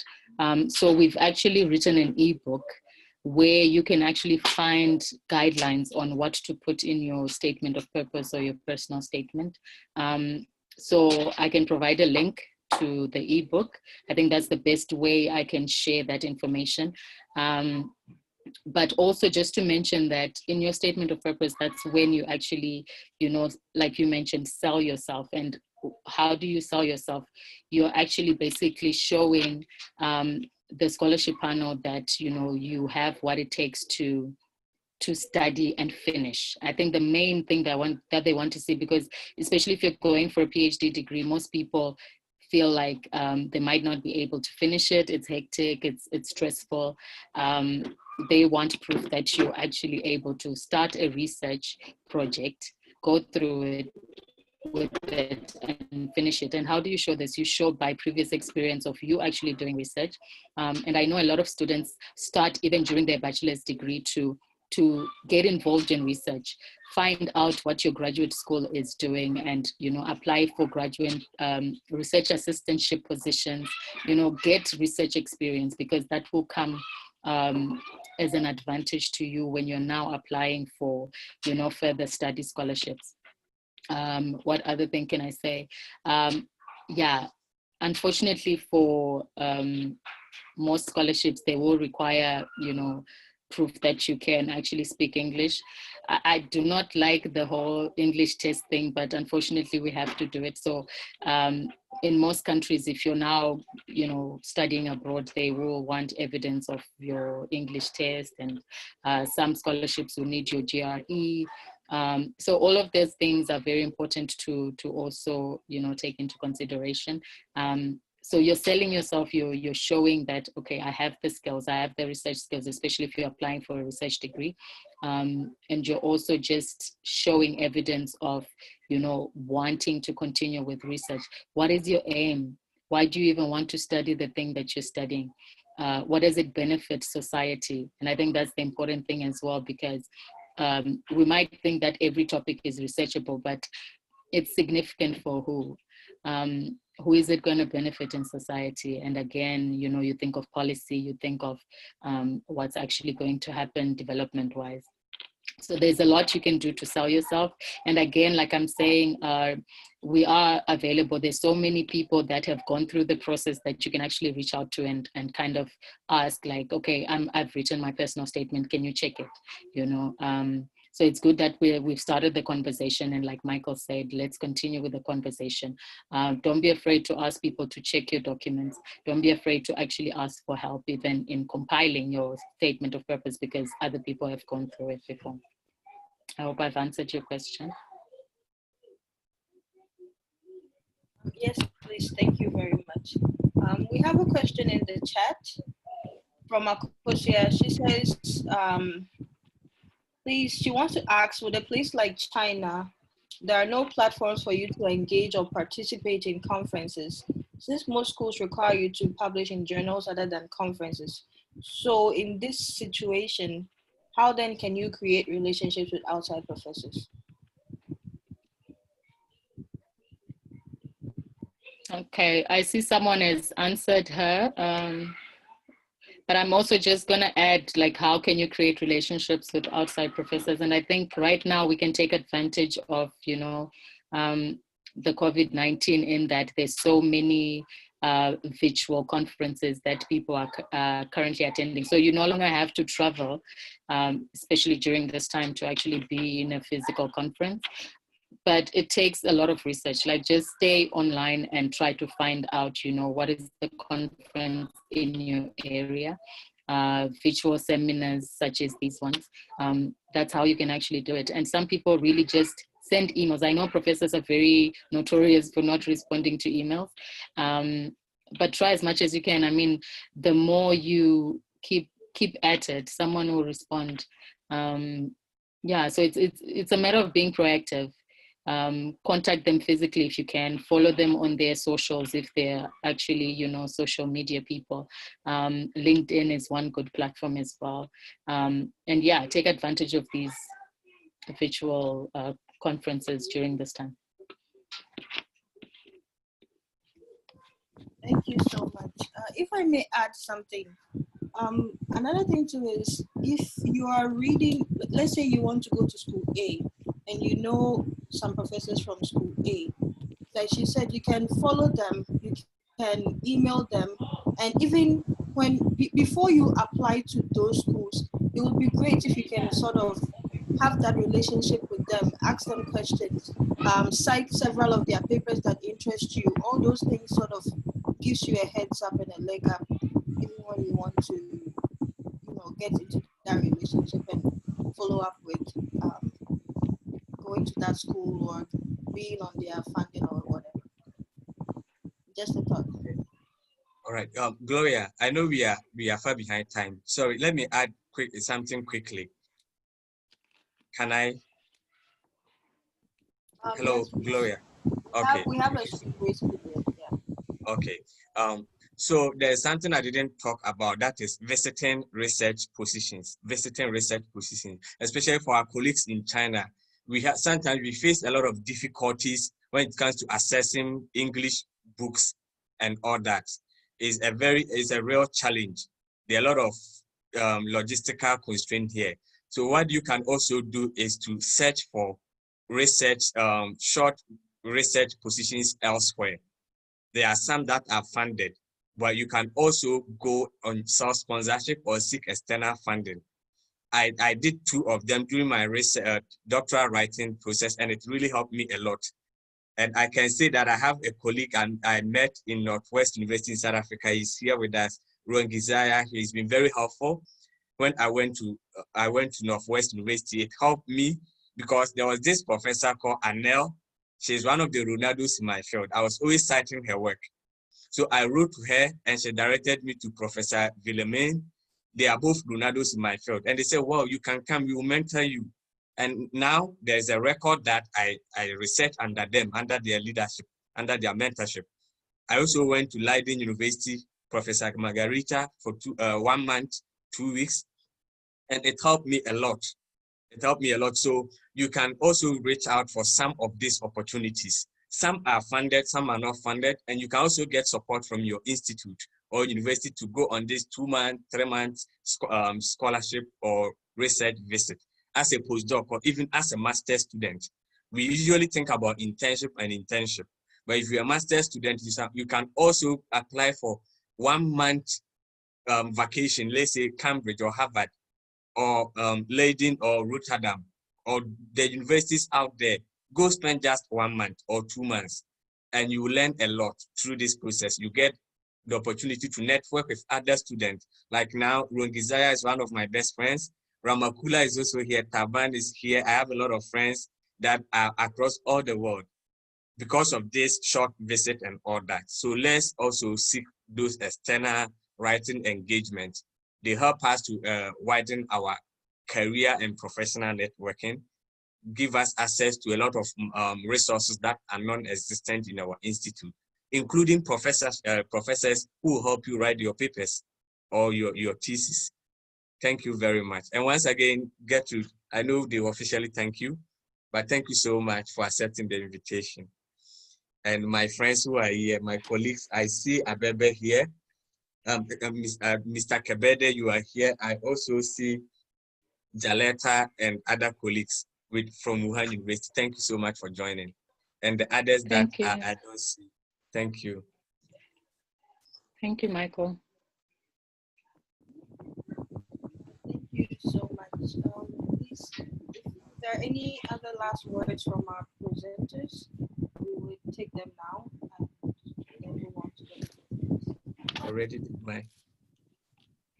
Okay, I'll just add my contact details as well. And like I mentioned that we post scholarships regularly, so I'll also put those pages down. If you are seeking a master's PhD scholarship, then at least you have a place where you can find those readily on social media. Thank you. I think I already did my last word, but let me touch on this 1 minute. So we have a lot of experienced researchers among us in National Union of Ghana Student NUGS, at the chapter level, at the national level.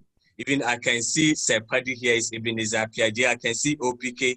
I can see our president and our former president, who is the chairman of the National Academic Committee, Honorable Bembafo. Felix, our national president, is also here, Honorable. Franklin is here. We have a lot of experienced researchers here. Wherever you are, there are students who are ahead of you. Even in your own class, there are people who are better researchers than you. Avail yourself for them to mentor you. Avail yourself. I have learned a lot, even from the undergrad student and master student that I was helping during this time. It was extremely hectic, but while I'm helping them to refine their research, then I'm also learning what is happening in financial accounting and all that. So try to always look up to the people who are better than you, or who are ahead of you, or who can help you refine your research skills, because you have to start from somewhere.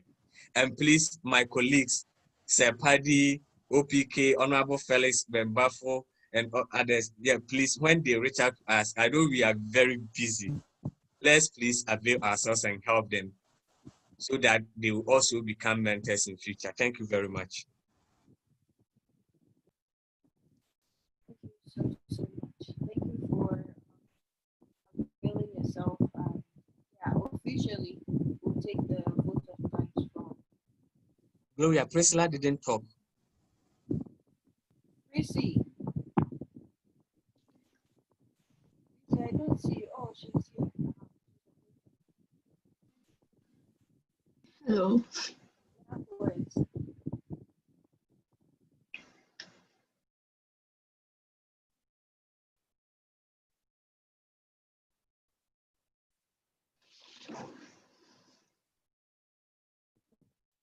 Please, any last words from you before we move on to the vote of thanks?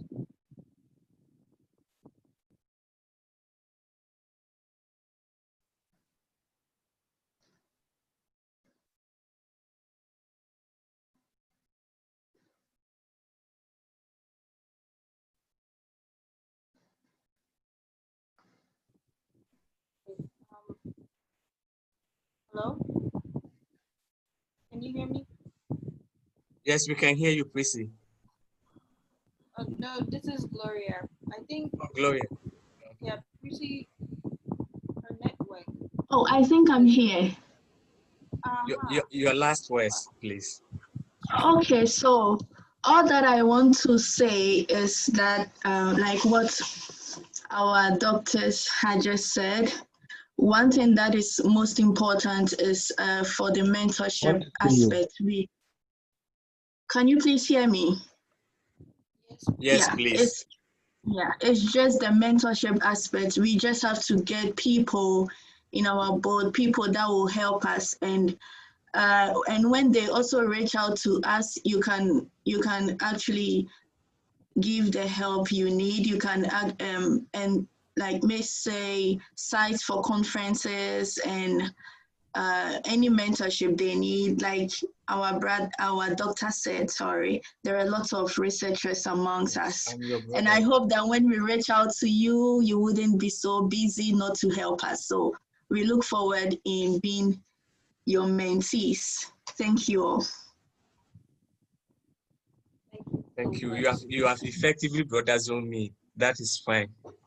We didn't see Principal's face. We didn't see Principal's face. In that same spirit, big brother. Hey, Gloria. Yeah, you are officially my sister. The others I refuse. Thank you. Yes, we have it on record. Okay. Oh no, November, please, the vote of thanks.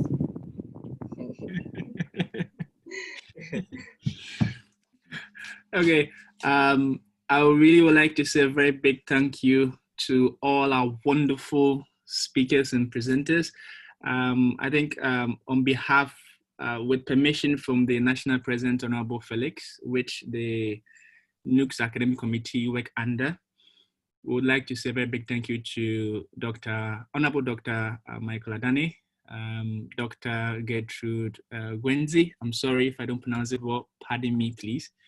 And then we also like to extend our appreciation to Principal Oforiwa, Miss Principal Oforiwa. It has not been an easy journey for you, I can see, but we are so grateful that you could share your experience with us. And I'm sure that with all that we've gained from you today, we're also going to work on that Our doors are always open for you as academic committee. We are always very welcome to help you, aid you in any way we can.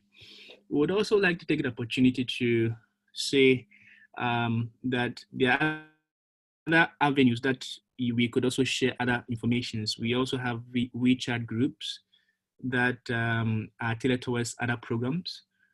We are also having an upcoming e-conference. We want to invite everyone who would like to participate in that as well. And I want to say thank you to everyone who made it for this program. Thank you very much. And thank you, honorable members of NEC, for giving us the opportunity to have this wonderful program. We hope that we'll be having more and more activities coming up, that we can all enrich ourselves in the knowledge that we need. After all, what's important is that we build each other up to develop our nations and to develop the next future generation that to come. Thank you very much. And then Honorable Gloria, over to you. Wow, thank you so much. It's been a long day, but we've learned a lot. And well, yeah, all the thank yous have been said. And because we haven't heard from Honorable Felix today, maybe he can give us a closing prayer. Honorable Felix.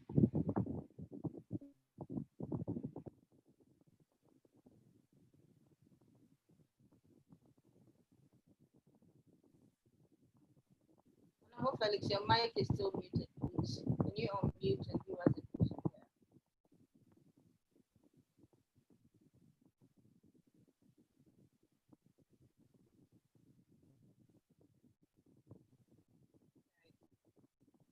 Lots of time, I'll just go. Father, I'll give unto you thanks and praise. We're so grateful.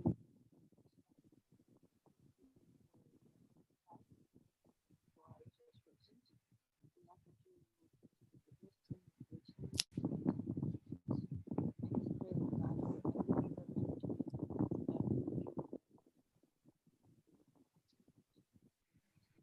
Where are you with us? Yeah, I'm with you. You didn't hear me? Oh. No, please. Wow. Okay.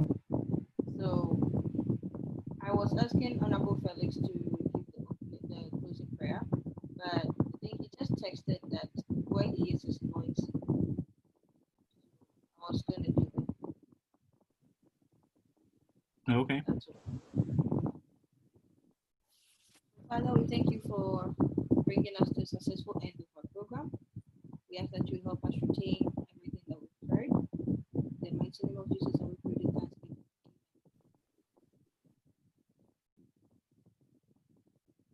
Hey, you did not hear me. I said Amen. Amen. Amen. Amen. Amen. Amen. Thank you very much, everyone, for making it a wonderful program. Thank you so Also, much. thank you all. You're welcome. Thank you all. Yeah, now it's time for socialization. Oh, yes. So don't be in hurry. Send private messages and let's keep the conversation going. You never know, you might get how do you call it, a partner to write a research paper with. You never know. Oh, yes. Partners for life. I'm looking forward for that. The way that the brothers are happy, I can see.